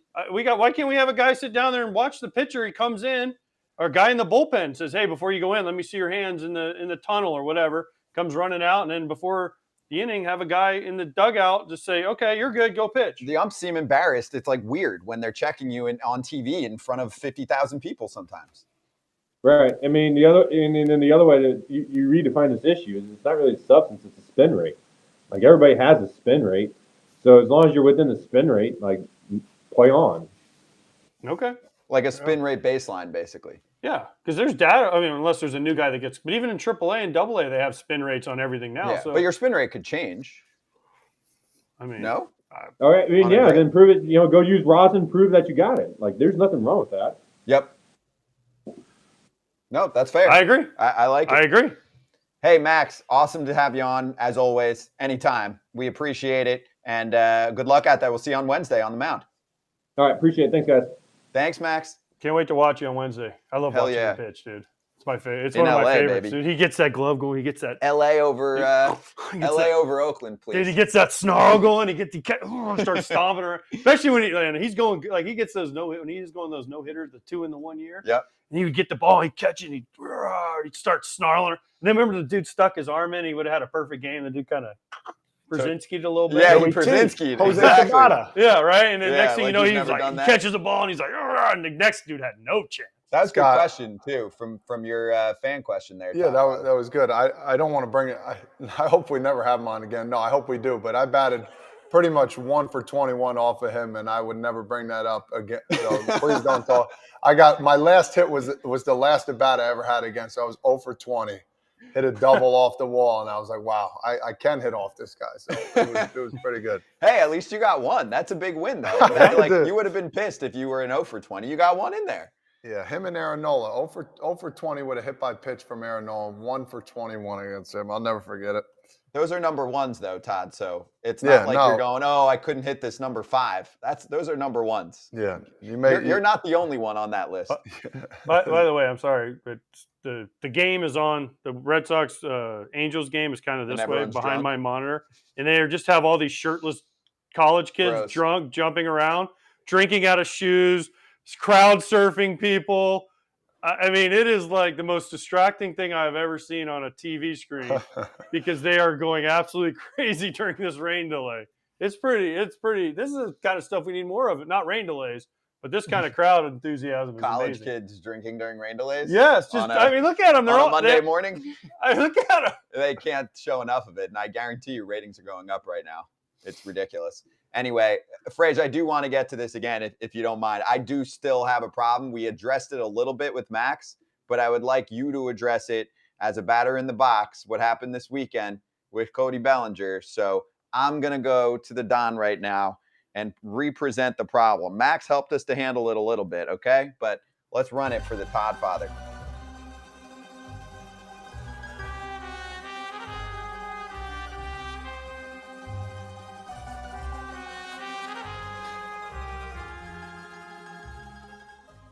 What happened? You get a standing ovation. You won an MVP. You won a World Series title. First time back in LA. And it's strike one because you took more than 8 seconds to acknowledge the crowd. Yeah. I mean, Jim Wolf, love you, brother. But, you're a veteran umpire, man. Give him his due. Let him tip his cap. let him enjoy his moment. There's nothing more than the Don over here that loves the moment of myself. Let me get my glory. And then you give me strike one. Come on, bud. We're going to have a chat later, big dog. You're going to come, your next game you got in New York, I'm going to come up there. We're going to have lunch. We're going to work on that. Let my man Cody Bellinger get some love. The fans love him there. They appreciate him. And you got to come out and ruin it and call timeout just because he was 1 or 2 seconds behind on the – oh, here he goes. Wow, that's come bad. on, with your big arms. I said, yeah, you got muscles. We get it. We get it. We get it. Nah, come on, dog. Come on, man. Hey, so in 2002, we went to Japan. Randy Wolf was one of our pitchers. Jim Wolf went on the trip. Okay. Eric Kinski was on the trip. We were on these bus rides after games and stuff. We're all sitting around. And somehow we got on the discussion of umpires. Jim Wolf and Eric Kinski didn't know who Jim Wolf was. He was on the bus with us. And he wasn't umpiring. He was just there as Randy's guest. And Erik Kinski says we all talking about umpires, and Erik Kinski goes, you know what I think about umpires? They're all a bunch of assholes. I hate them all. They all try to be nice to you, and then they all fuck you in the end. And Jim Wolf was sitting in the seat in the bus next to him. And I'm like, so Jim, what do you think about that? And he's like, he ain't never getting a call again. Can't do that. Can't do that. He's like, wait, he's an umpire, right? And we're like, yeah. And he's like, oh my. And Hinsky was just like, oh no. But it was one of the Jim Wolf would listen. He's one of the best dudes in the world. I mean, he'll talk to you.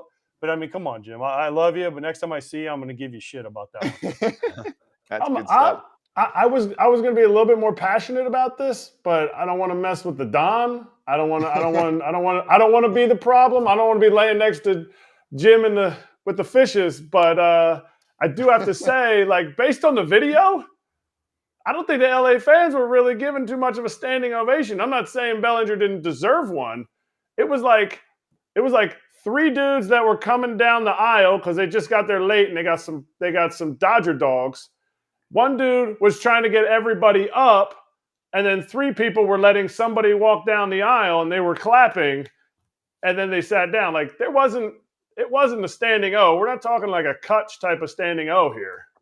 Okay. But what is our line here? Are we going to look around? Like, if I give you the paperwork beforehand and say, former MVP, won a World Series title, he has to be like Hall of Fame status? He did a lot in LA. He's well-liked. Also on social, a lot of Dodger fans were like, I was watching, that was crap. Like, give him his – it's one moment. He did get a huge one before the game. He did get a huge one. They played a little montage, yes, and he got a huge ovation. I will say this, too, at least from a couple people I know that were at the game, working the game, from a TV perspective, they said the ovation was there. It was enough of an applause and all that. LA fans might have been a little lazy, not all standing up, but you disagree, Kratzy? Because, yeah, there were some trolls on Twitter that were like, 5 people were standing. Kratz was one of them. They weren't there. Kratz was one of them. It might have been Kratz. Kratz was one of them. What are you talking about? Come on. He had a good run with LA. He can do a tip of the cap and get 15, 20 seconds to say, how you doing? Here's my other problem with it, okay? I got one more problem to add for the Don. How about, let's say it's Albert Pujols last year, and he has a 3-homer game. And then he comes up again and he's in St. Louis, and they want to give him an extra second here because they're like, holy shit, this is a legend. He had a 3-homer game and all that. Are we going to ding him right away? To me, it's just have a feel. Sometimes there's a moment, and you know when the moment is. You work in baseball. Otherwise, we just have robots run the league, robots as umps. We don't need anything. You just submit your paperwork. This is when I think there will be a time that everyone will want to cheer and have extra time. Thank you. What are we, in elementary school? Just go on the freaking field, and you'll know when there's a moment. And stop the clock for 5 seconds. It's not a big deal. I don't understand how this is something that has to be formally filed. It's not like it happens every 5 seconds. We know when this is occurring, and you can feel it otherwise. Stop the clock. No big deal. I don't think it needs to be filed. My thing is, like, if Jim Wolf, I mean, maybe he completely punted on this, but I'm kind of on his side in the sense that, and I watched, some of the video. I wasn't at the game, so there's more of a feel for people who are at the game. That's who I would listen to. But I feel like if Jim, was like, wow, what a moment. The catcher, I think Barnes was catching at that time. Like, wow, Barnes went out and we still dinged him. No, like, I feel like they were feeling the situation out, and there wasn't a whole lot of fanfare. Like, he got his. I'm not saying he shouldn't have gotten it. He earned it. I mean, you win an MVP ever, you should get a standing ovation when you return to that team. Like he won an NLCS MVP, World Series, all that stuff. But it's not, to me, it's not on what Bellinger did, and it shouldn't have to be writing a formal letter. It just should be like maybe there just wasn't that much of an ovation.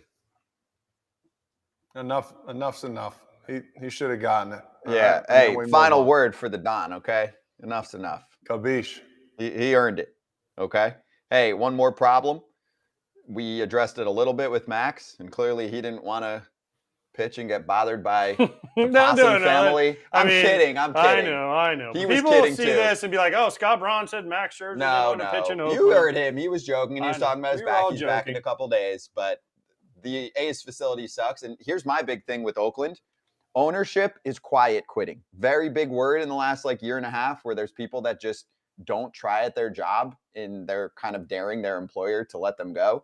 The A's are just not trying at all in anything, including at this point, even safety for broadcasters. Like, what's next? There could be another animal that infiltrates Are you the scared stadium. of a possum? I'm not scared of a possum, but what's the line? Are they going to let bears in there? I think they don't want people in there.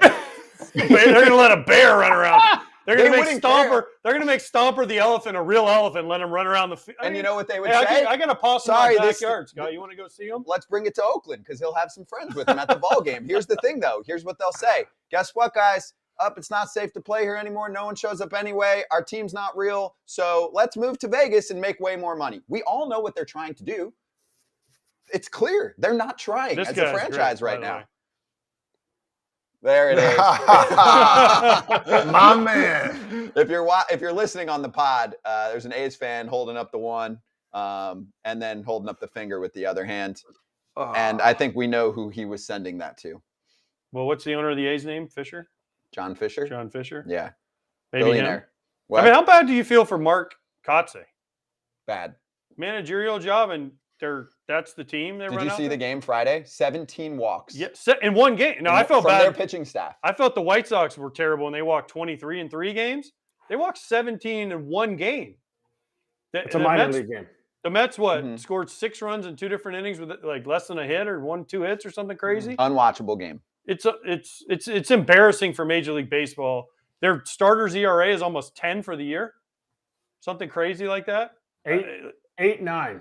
Yeah, what are we doing? They have no wins right out of they're 3-13, 0 wins from their starters, and they're 16 games in. We should be embarrassed as fans of Major League Baseball. And if you're an A's fan, I'm sorry, because like Max said, the 3,000 that show up out there are incredible. They're out there with their marching band and their drums and their music, and they're blowing their horns. They got flags, but there's 30 of them. There's way more A's fans. They're just on strike essentially right now. Why would you go to a game? They are challenging them, and ownership doesn't want them to go. They literally don't want them to go to games because then they can say to the city for leverage and say to Major League Baseball for leverage, we're moving to Vegas so we can make way more money. That's what they're doing, flat out. Vegas wants a team. They want to go there. Still Easiest not way going to to make do them. it. Still not going to make them a better team, but yeah. What, going to Vegas? Well, they'll make more money. They'll increase Money, the payroll yeah. a little bit. No, They're I not got you. trying right now. They're purposely, if I handed you a ball club and said, hey, Todd, the more losses you rack up, the more money you'll make long term and the more wins you'll get in the future. It's that's the incentive right now. Is this for them. Major League? Tough to hear. Yes. Yeah. Is It it Major League? Yes, it is. Where's It is the guy not- that made his There will be a movie about this one day. They already made a dumb movie about the A's. Yeah, and they forgot to put in their pitching staff. They tried to me. make it about the GM, and they forgot to put in their pitching staff. Or Yep. me. True. Or you? Yeah, we ended their 20-game streak and we kicked their asses out of the playoffs. So see ya, Moneyball.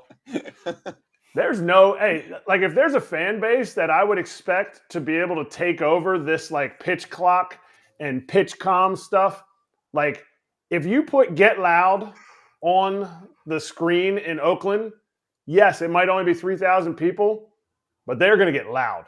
And to me, I think that's an advantage for home teams that fans haven't taken advantage of yet, is if you're on pitch comm and the stadium is so loud you can't hear the pitch comm and the clock is winding down, advantage fans. And I think Oakland's a place that can do that.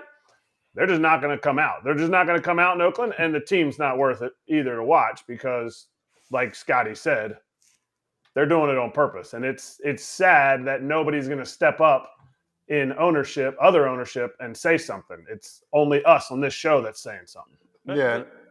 Yeah. Go ahead, As a younger player, too, you're going to a stadium like, oh, man, is this what baseball is all about in the major leagues? Like, this isn't fun. Like, I'm coming here 6 hours for a game to get ready for what? I mean, this is terrible. And then once all of a sudden you're down 1-0, you're like, oh, here we go again. Like, that's just the wheels in your head spinning. It's like, oh, we lost already. And it's sad. I've been on losing teams. It's not fun. Everybody's waiting for football season to come around.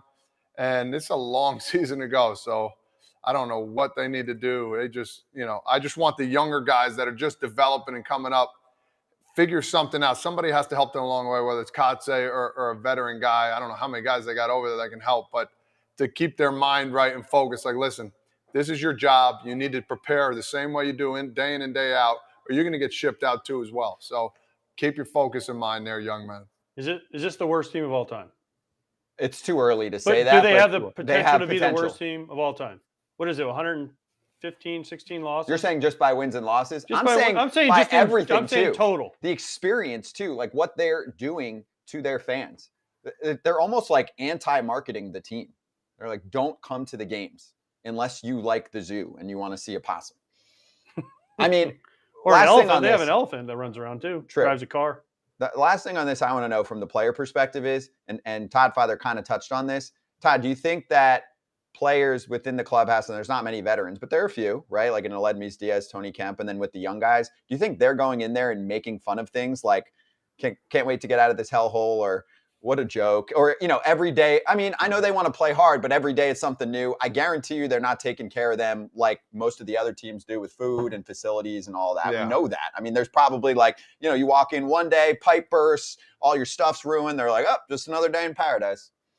Yeah, I don't think that. Yeah, maybe they're thinking that. I mean, it's a lot of guys probably a lot of guys at their locker on their phones. I mean, not much communication going on there. I mean, I'm sure they have some, but how much are they really paying attention, the importance of things? And it's going to start with the manager. The manager's got to put more focus on. I'm not saying he's not doing it, but, to help this team out, you got to do as much as you can, and you can only lead the horse to water. You can't make him drink it. So you put the best team you got on the field, and you worry about everything else afterwards. But you want to have the intensity and the ability to say that my team gave it their all day in and day out, and not worry about what happened in the past. And that's very hard to do when you're on a losing team. Kratz is definitely making fun of him. The worst team I ever played on was the Pirates in 2010 in the big leagues. They were terrible, but they were on the come up. Like, it was like Kutch had already got called up. Petey got called. Pedro Alvarez got called up. Walkie was there. Neil Walker was there, and Garrett Cole was like already in Double-A, something like that. Like, there was hope, but there were still veterans on that team that were absolutely just terrible attitude, and they were rushing out of the field. It was one of the most selfish from some of the players that I saw anywhere in the big leagues. So some of that's going on there. Guys are. I don't know any of the personalities there, but somebody's got to be. They got to be joking about stuff that's going on. Like, you can't be in that and just think, oh man, hey, whatever, it's fine. Like, you've got to have a positive attitude. But at some point, when you're rolling out what they're rolling out there, you got to, I guess maybe it could band them together. It could bring them all together. Like, hey, nobody believes in us, so we got to go out there and believe in ourselves. But no, I'd be joking about it. Like, got possums that I think it's a little soft because that possum wasn't just there just this series. A little soft by the New York guys there. I think it was Darling and Gary, I think, was the other one. It's not soft. They're just New York, and they bring it up, and then it gets more attention because it's the #1 market. Listen, I was on the Twins back in the late 90s, early 2000s. We were terrible. They were talking about getting rid of our organization. We turned it around. Yeah. I mean, I remember there was a game we played. It was like a 10 a.m. game on a Sunday. We were playing the Orioles. You could literally count the people in the stands. Mm-hmm. It was like 600. And then the next year we went out and almost won the division, and it was packed every game. So it can be turned around if you want it, if you get the right people in there. Yeah, it's going to turn around when they're in Vegas. It's definitely, they're going to be good in Vegas. I'm telling you, like in 4 years, they're going to be probably division winners at that point. Everyone will be on the come up at that point. They'll spend a little money. A couple other things I want to do before we start ripping packs with Frazier. So maybe you have better thoughts on the other team in the AL West that's playing pretty well right now and is about to unveil some new unis. Will Smith hasn't seen him yet, and he might close his eyes and just put him on.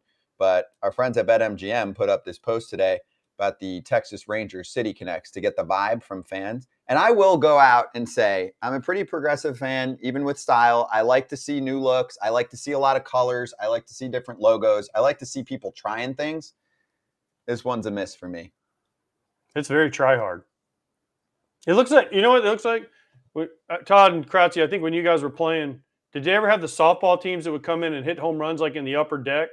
That's what those look like. They look like the uniforms that like the Texas Rough Riders would have coming in to play softball before the game to show off how far they could hit the ball. They're not the worst. They're not the worst, but No, you have to know. So you have to read about what all the stuff means. Yes. And no one's doing that. No one's going to do that. They're going to look at them and say, oh, man, okay. And then you read about it and you're like, okay, I kind of get it. But like the Peagle, I should just put the Peagle on the front. What's the rating? What's the scale of 1 to 10? BetMGM it's wants to know. It's like a 3 for me. 3? Kratzy? As the kids would say, it's pretty mid. I'll give it Mid? a 5. 5? Five's high for me. Yeah, 5's solid. That's a little high for me, Kratzy. Yeah, but I mean, he's middle of the pack. That's not that high. That's not too high, not too low. like if you go and you look at what it means, and I didn't look at what this one means, it really, there's a lot of things. A Peagle, a Panther Eagle, like there's got to be something in there that it's a City Connect jersey. How do you connect to the city? That's why I have Boston's way up there. A Peagle, that's what I comes agree. to mind. I agree. That's Boston's, why I think, even if you don't love the yellow, that one's easy to understand, and I like where they were going. Even you're taking a chance, but I liked it, in terms of the style and the color. But I was like, cool, that's different. I'm fine with that. But yeah, I mean, and in the South Side, I think the South Side connected, like it is like that's a bad black jersey. Like they got, to me, they got it right.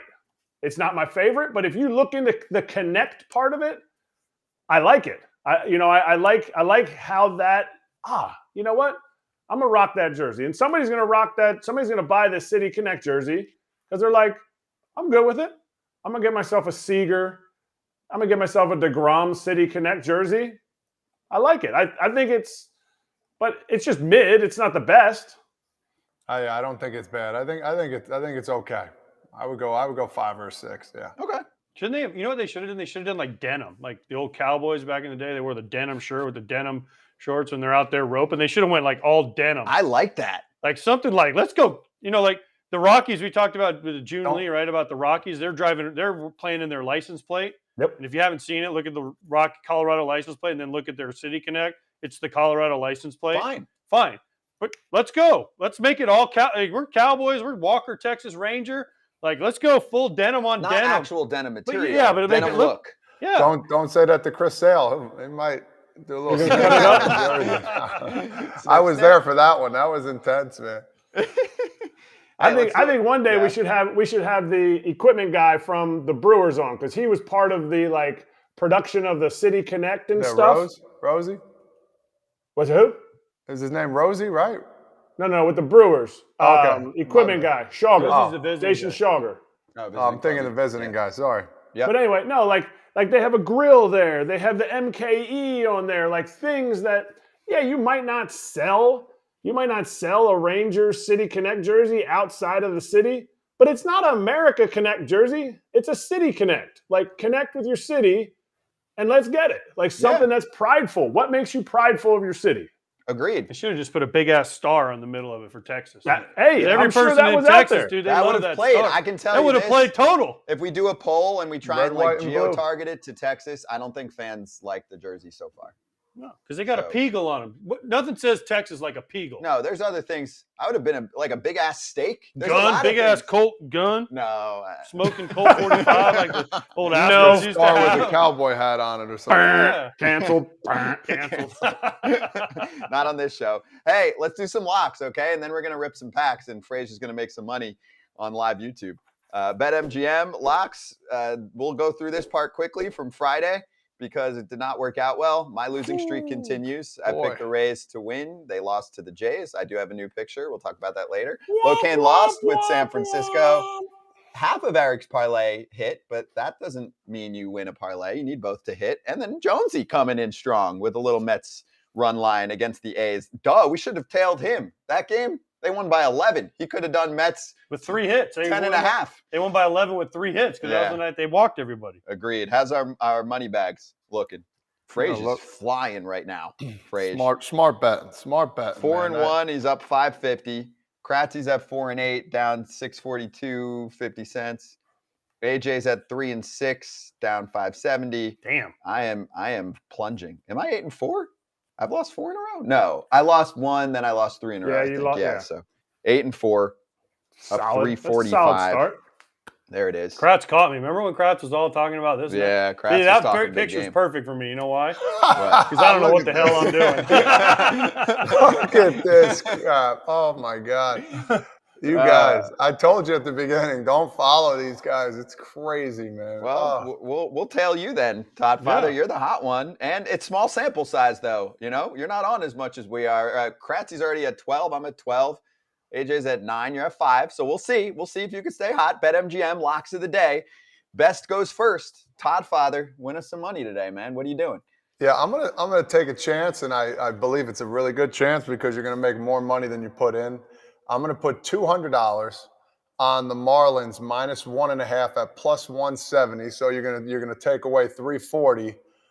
Jesus Luzardo on the mound. Logan Webb hasn't had the greatest start to the season yet, and they gotta go all the way to Miami. A little jet lag, so I'm gonna think the Marlins win this one by a couple runs here. That means the Marlins have to score a couple runs, which has been the problem. If Luis Ariz doesn't get a hit, they're all right. I like it though, because I actually did look at that one too, and I was like, did you? Okay. Yeah. What's your pick? But I like it, Todd. I like it. I went, and for all the reasons we just talked about, Rich Hill is pitching in Colorado. What does Rich Hill throw? He throws breaking balls, right? What doesn't happen in Colorado? The balls don't break as much. Kyle Freeland is pitching for the Rockies. He's one of the best dudes ever to pitch in Colorado. He knows how to pitch in Colorado. He's off to a 2-0. He's dealing. I know the Pirates are playing great, but I like the Rockies money line. I want to go 200. I think it's +125. You're doing the run line. Run line. They got to win 2 or more. They got to win by 2 or more in Coors Field. Rich Hill, I mean, you're great on our show, but I just don't know how much that little curveball is going to be curving up in the altitude. I'll tell that one too, because that was a contender for me. Not that I'm doing that well right now. Kratzy? Well, I was looking at the under for the Brewers. Who was it? The Brewers Seattle game with Burns going, but it was a 7. I think I think the under was 7, so I didn't choose that one. I went with the over in the Cubs A's game in Oakland at -105, and I'm gonna put down 210 to win 200, but I'm gonna continue with the Oakland's whatever their starter's ERA is, like 8.3 or something. We might have this covered by the 5th inning already. So I'm going with the over at, I think the over is at 8 runs. So yes, it is. You got to go 9 or up. So that was another one I looked at because that pitching matchup was like Wisniewski and I like Wisniewski. Yeah, but he's like 0-0 with like a 9 ERA, and then the guy for the A's was another guy that has like another 9 ERA. Muller, yeah, and I was like, I think we might have a good night. And then I'm going Milwaukee run line. I got Corbin Burns coming off a brilliant outing. I just think he wasn't completely right in his first couple starts. I watched most of his last start. He was great. Brewers coming off a 1-0 win in San Diego. They won 3 out of 4 there. Mariners swept the A's, so they didn't play real competition this past weekend. They're going to run into a guy that looks nothing like any of the pitchers that they were facing. I'm throwing down a hundo to win 110. It's plus money. I need a run line, though, so I need that offense to show up for the Brew Crew. I need Yelly to get on base, Adames get streaky, Tellez, Contreras. I like the bottom of their lineup, too. It's been playing pretty well. Brian Anderson, Garrett Mitchell's had a hot bat to start the year, Bryce Terang, so we'll see how these two go. But for me, the pitching matchups, the difference maker, it's Burns. And that's why I got to go run line, because it was like minus 145 for the money line against Chris Flexen. There's no Andres Munoz, obviously, right now in the Seattle bullpen. So, and it gives me a nice little 9:40 Eastern start time to settle in when AJ's almost going to bed. Yeah, I'll be asleep. Yeah, I'll be texting you updates. So we got a new offer right now, MLB Bet 10, to get $100 instantly, and you got to use the code SPICYMLB. That's promo code if you're looking on the screen right now. If you're on pod, here's how to get the offer. 4 easy steps. Sign up and deposit at least $10 into your newly created account. Download the BetMGM Sportsbook app on iOS or Android. You place a pregame moneyline wager of at least $10 on any MLB team to win at standard odds price, and you receive $100 in bonus bets instantly. And if you sign up in Massachusetts or Ohio, if you're there, you'll receive $200 in bonus bets. Again, the bonus code is SPICYMLB. Always bet responsibly. Gambling problem or concern, call 1-800-GAMBLER. And got a nice 5 to 10 minute ripping to do with a classic box from a few years back. Todd Father's got the goods in his place, and we are going to bring on our friend Nate, baseball expert from Slabstox, joining us. And Todd Father, show us what we're going to be ripping today. And there's Nate. Beautiful connection too. Nate, how you doing? Great to have you on. We're excited. You want to say hello, where you're coming from, and also what Frazier's about to get himself into? Oh, I don't hear you yet. Hold on. Try it again. All right. Thanks There for it having me is. on, guys. I appreciate it. I am Nate. I'm from Slabstox. We are a sports card reporting company that follows trends and other things within the market. Big one right now is Prism Basketball and Monopoly combined into a thing. So that's what we do. And as for this box of cards, Todd, that you'll be ripping, there's either, you can either have a quality product like a Bowman, or you can have a quality like year, rookie class. So, Tatis, Vlad, that is Eloy, Pete Alonso, Kyle Tucker, Luis Arias are in this box. So that is a quality box. There's also quality hits in it.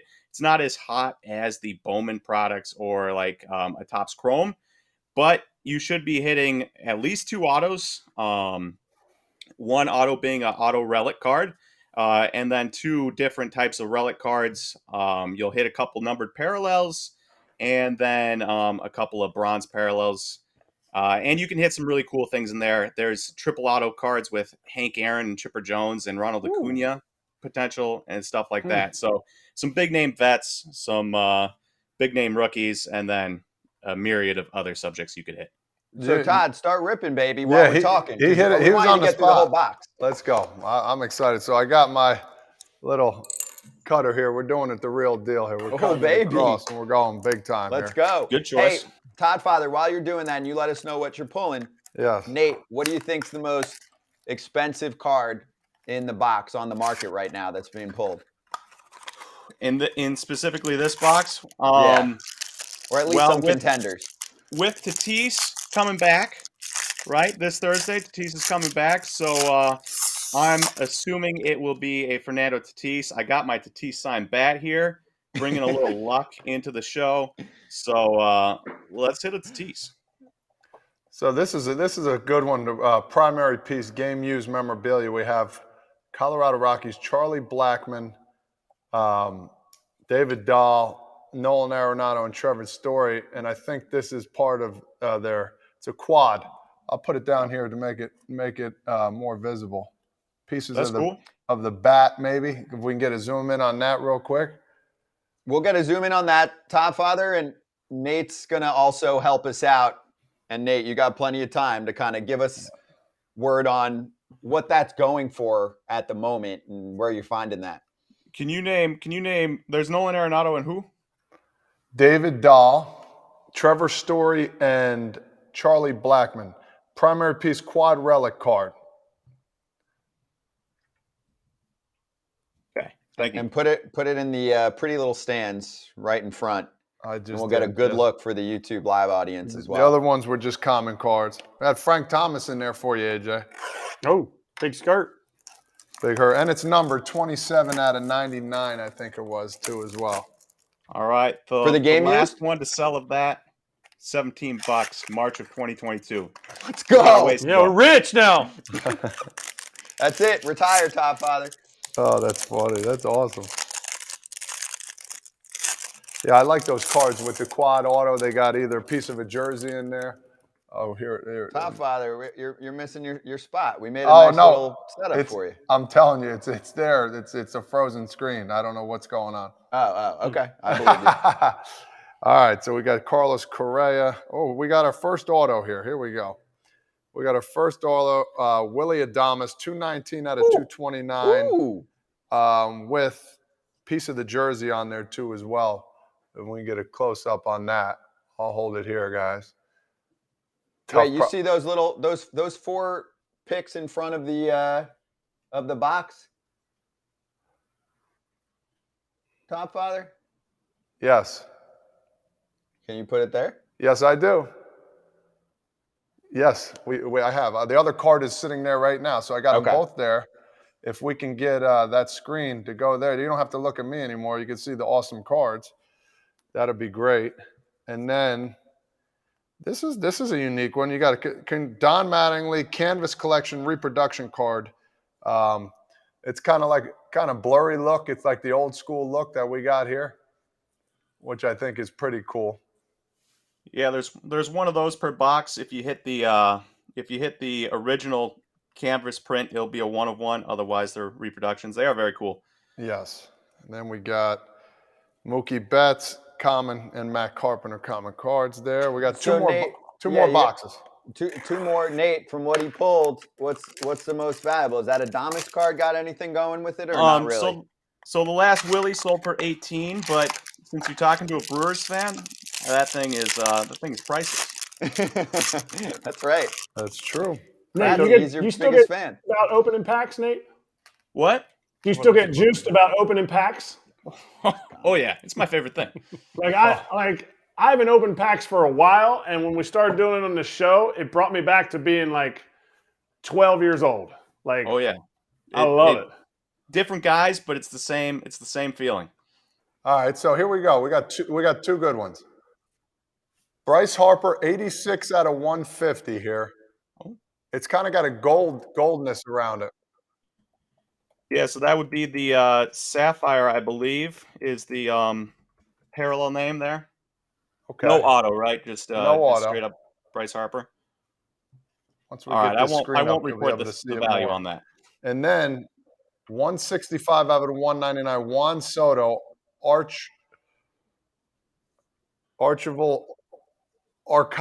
autograph. Sorry. We got an Juan Soto autograph. Yes. That is significantly better than what you should have expected out of this box. So let's go.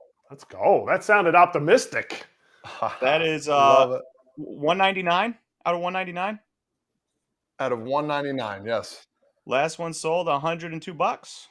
So that's significantly better. Oh, baby, got more money for my bets later. Hey, Nate, since you're a Brewers fan, I have this Corbin Burns 2023 tops right here. I'll offer it to you for like $4 if you want it. Look at it. Look at it. It does. If you sign it first, I'll take it. Yeah. I'll ruin a Corbin Burns card. That would be a 1 of 1. AJ Pierzynski signing a Corbin Burns card. Look how it refracts in the light, though. Look at it. It's like a special. Ooh. Beautiful. Corners are kind of bent, though, because I've kind of been picking my fingernails with it. Great. Wow, these cards are unbelievable, man. All right, so those 3 are common cards. So we got Giancarlo Stanton with the Marlins, 11 out of 35, Nate.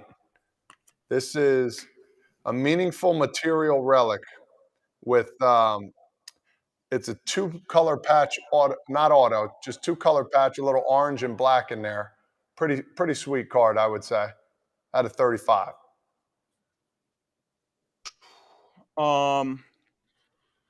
See, last comp I can find out of 10 sold for 20, so okay, decent. Raise that a little bit, but and then yeah, not bad. Hold on here. This is pretty cool. Andre Dawson. This is a 1 of 1. Here we go. This is what we're looking for. Congratulations. You've received Canvas Collection original card from Topps. 1 of 1. I've never seen this before either. So Andre Dawson, but look, He signed the back, and we have 2 autographs in the back here. I don't know if you can see this. I can see a little bit, yeah. So Andre's on the top. I'm trying to John. So it's the artist. Yeah. Oh, the artist signed it. 1 of 1, Andre Dawson. Look at that beauty. You just hit a Juan Soto and the artist sketch 101. To put this in perspective, here let me grab Let's the go, artist. dude. That was a great John. box. John Pleak, John something. That's the artist? Yeah, John Pleak, Pleak, I think his name is. Wait, who was the player again? Andre Dawson. Hand-drawn artwork. So there are. That's so cool, though. I've never seen the autograph in the back of a card before. That's awesome. There are only 50 of those 101s in the world. Wow. You pulled one of them. I tell you what, my son's going to be pretty happy today seeing this one. Our charity's going to get a lot of money from selling those cards. Super juiced about that. I like it. This is What awesome. are we thinking that one's worth, Nate? Oof. That's a solid question. Wait, Todd Father, let me try one more time because with the I got them down here. I got the cards down here. Okay. We got the Juan Soto. We got the 4 card. There it is. Oh, there we it go. is. There's a beauty. All right, I'm gonna put this one on here. So we got. I'm gonna Oh, take. these are pretty. I'm gonna take Willie away for a second, and I'm gonna show this one. There's the painting. Oh, sugar. Here's the best part about this. The autograph is in the back. How cool is that? Wow. That is really cool. I imagine you'll probably get north of 100 for that.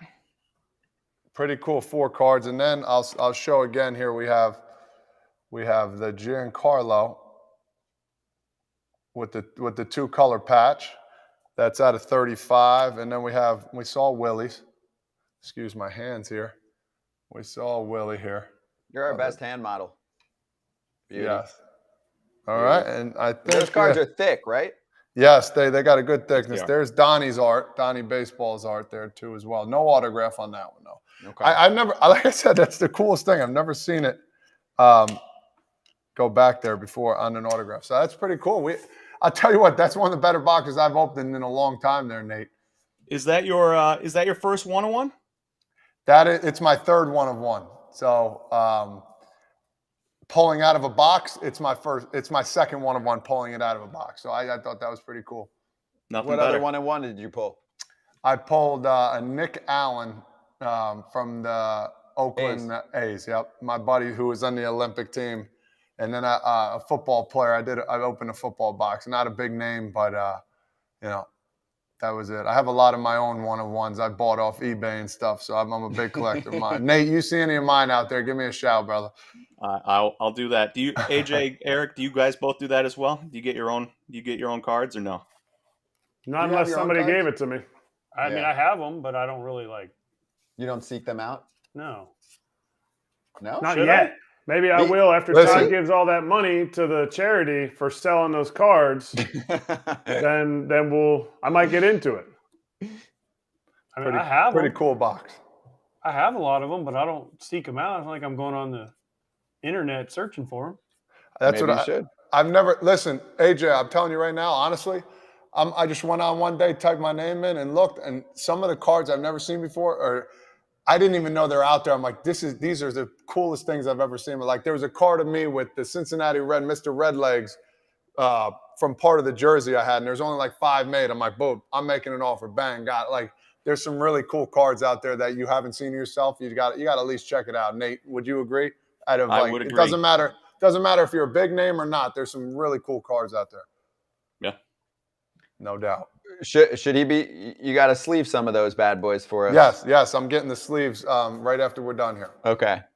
Make me nervous otherwise. But that was a good pull. Nate, rate the box for us. That's what Slabstox account is saying as well, too.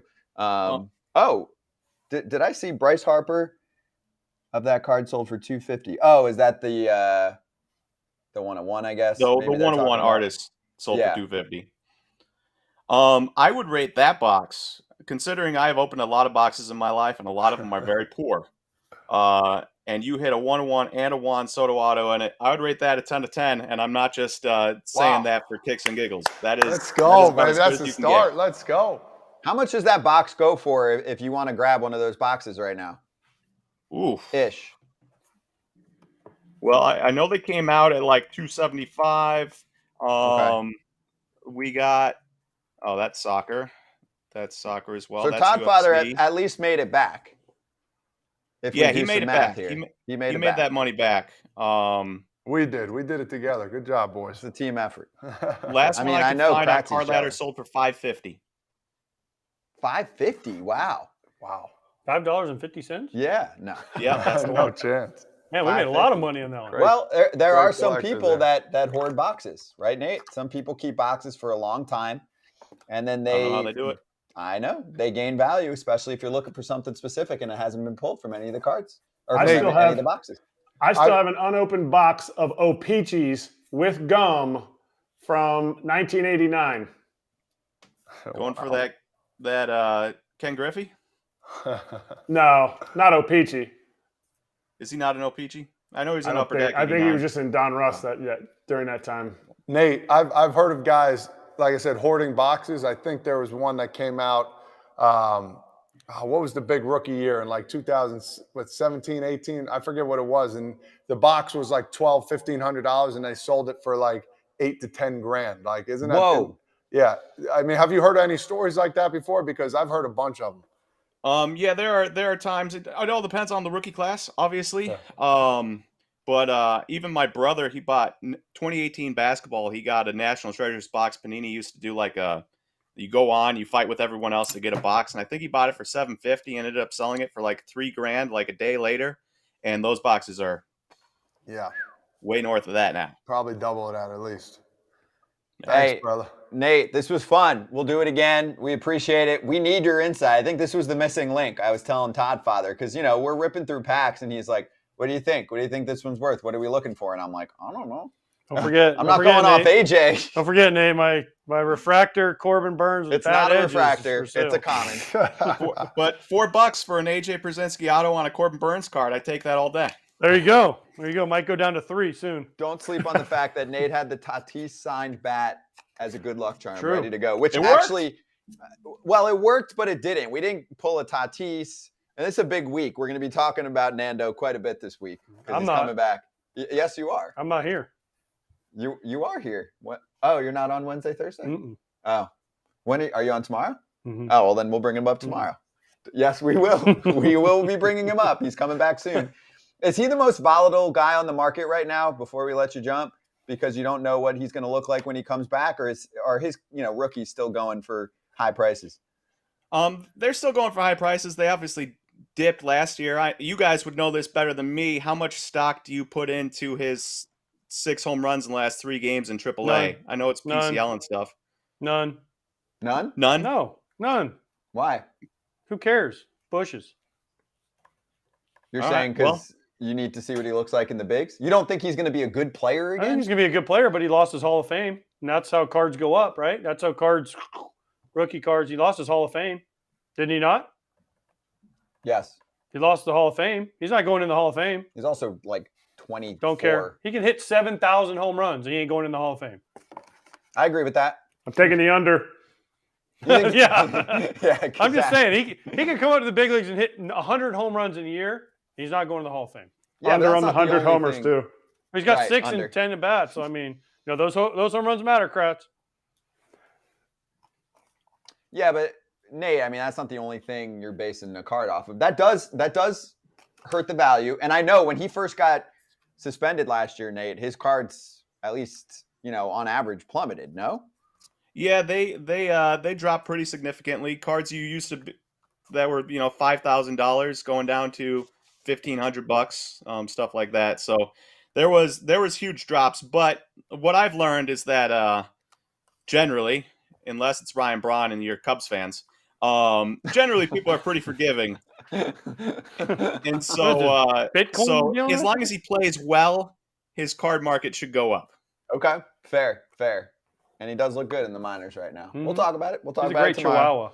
Chihuahua. Hey, before you go, I know a guy who had a Tatis card worth tons of money, and he got offered from either the GM or the president of the Padres for that card for over $1 million, I think it was, before.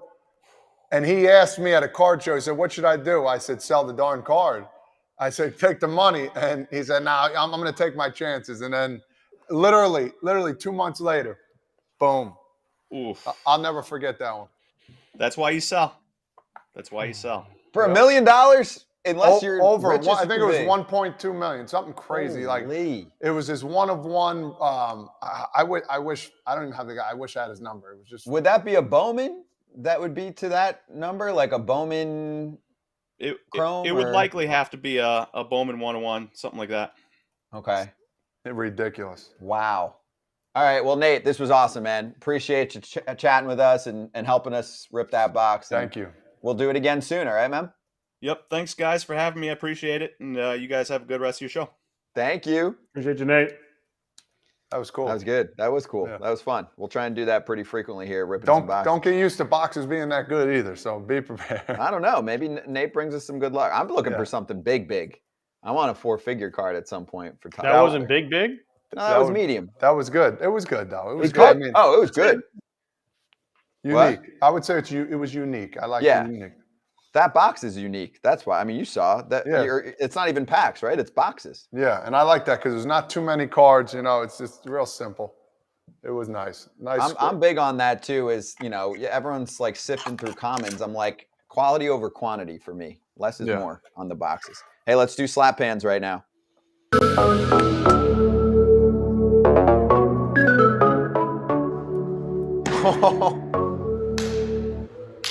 There we go. There it is.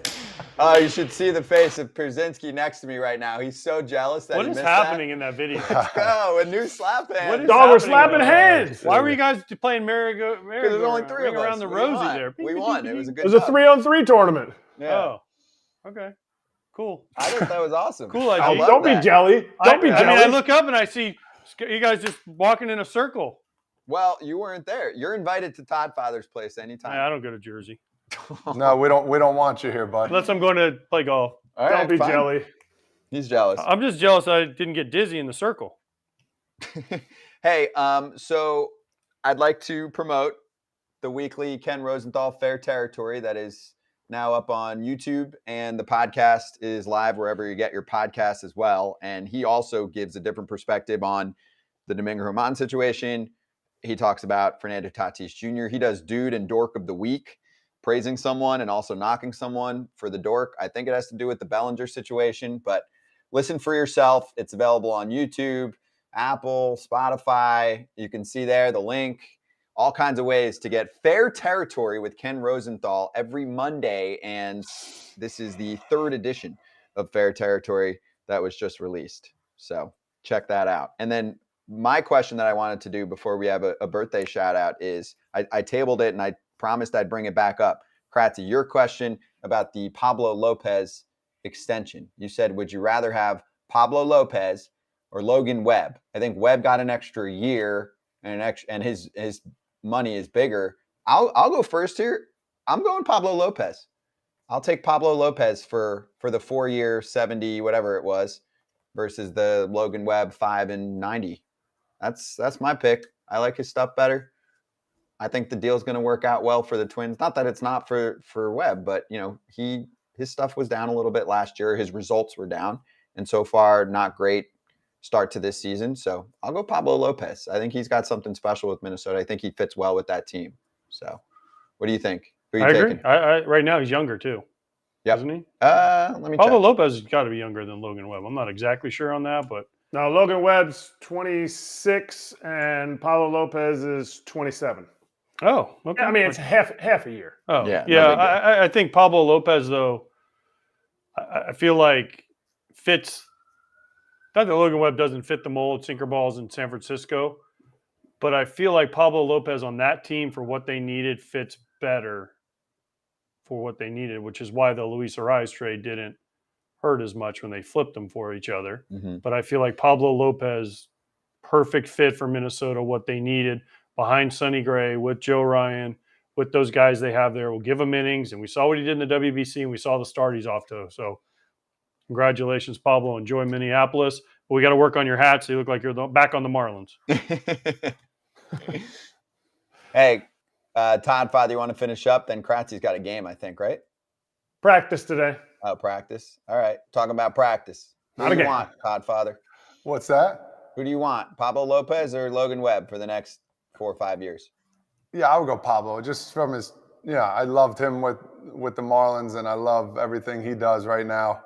I thought they got a good deal, and he's 4 years, a lot of free agent years taken care of, and I think he's gonna be a big deal, like he was in the past. And one birthday shout out, Kratzy, and you can tell everyone goodbye on our with playing the music out of here. The birthday shout out I got to give is Denny Walling. He is the best man at my wedding. His is his godfather. Denny Walling is his godfather. And Denny, my career path was very unique coming from a Division III school. Denny spoke highly of me to the Orioles when he worked for the Orioles, but because he spoke highly of me, other scouts that talked to the Orioles scouts were like, oh, really? There's a guy at EMU that can play? And so you never know in the game, like, who's really, who's talking good about you. Most of them are probably talking crap about you. That's just the game of baseball. But when your name gets brought up, especially at a small school, I owe a lot of credit to Denny and the best man at my wedding, Chris, his family being, just getting my name out there because I had no connections. And so happy birthday, Denny. And I'll have to do my Kratz hats here before I pan it off real quick. On the 21st or 22nd, I'm not sure. It's this Friday. The Lehigh Valley Iron Pigs sent me this hat also.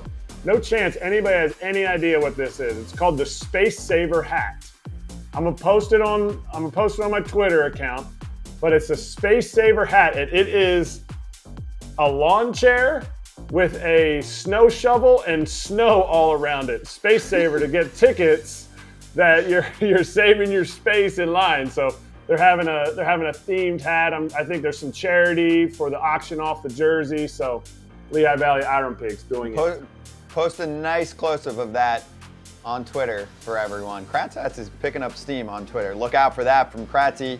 Look out for us on Tuesday. Another big day full of guests. Thanks to Scherzer and Will Smith for joining us earlier. Catch Fair Territory, Ken Rosenthal's pod. See you Tuesday.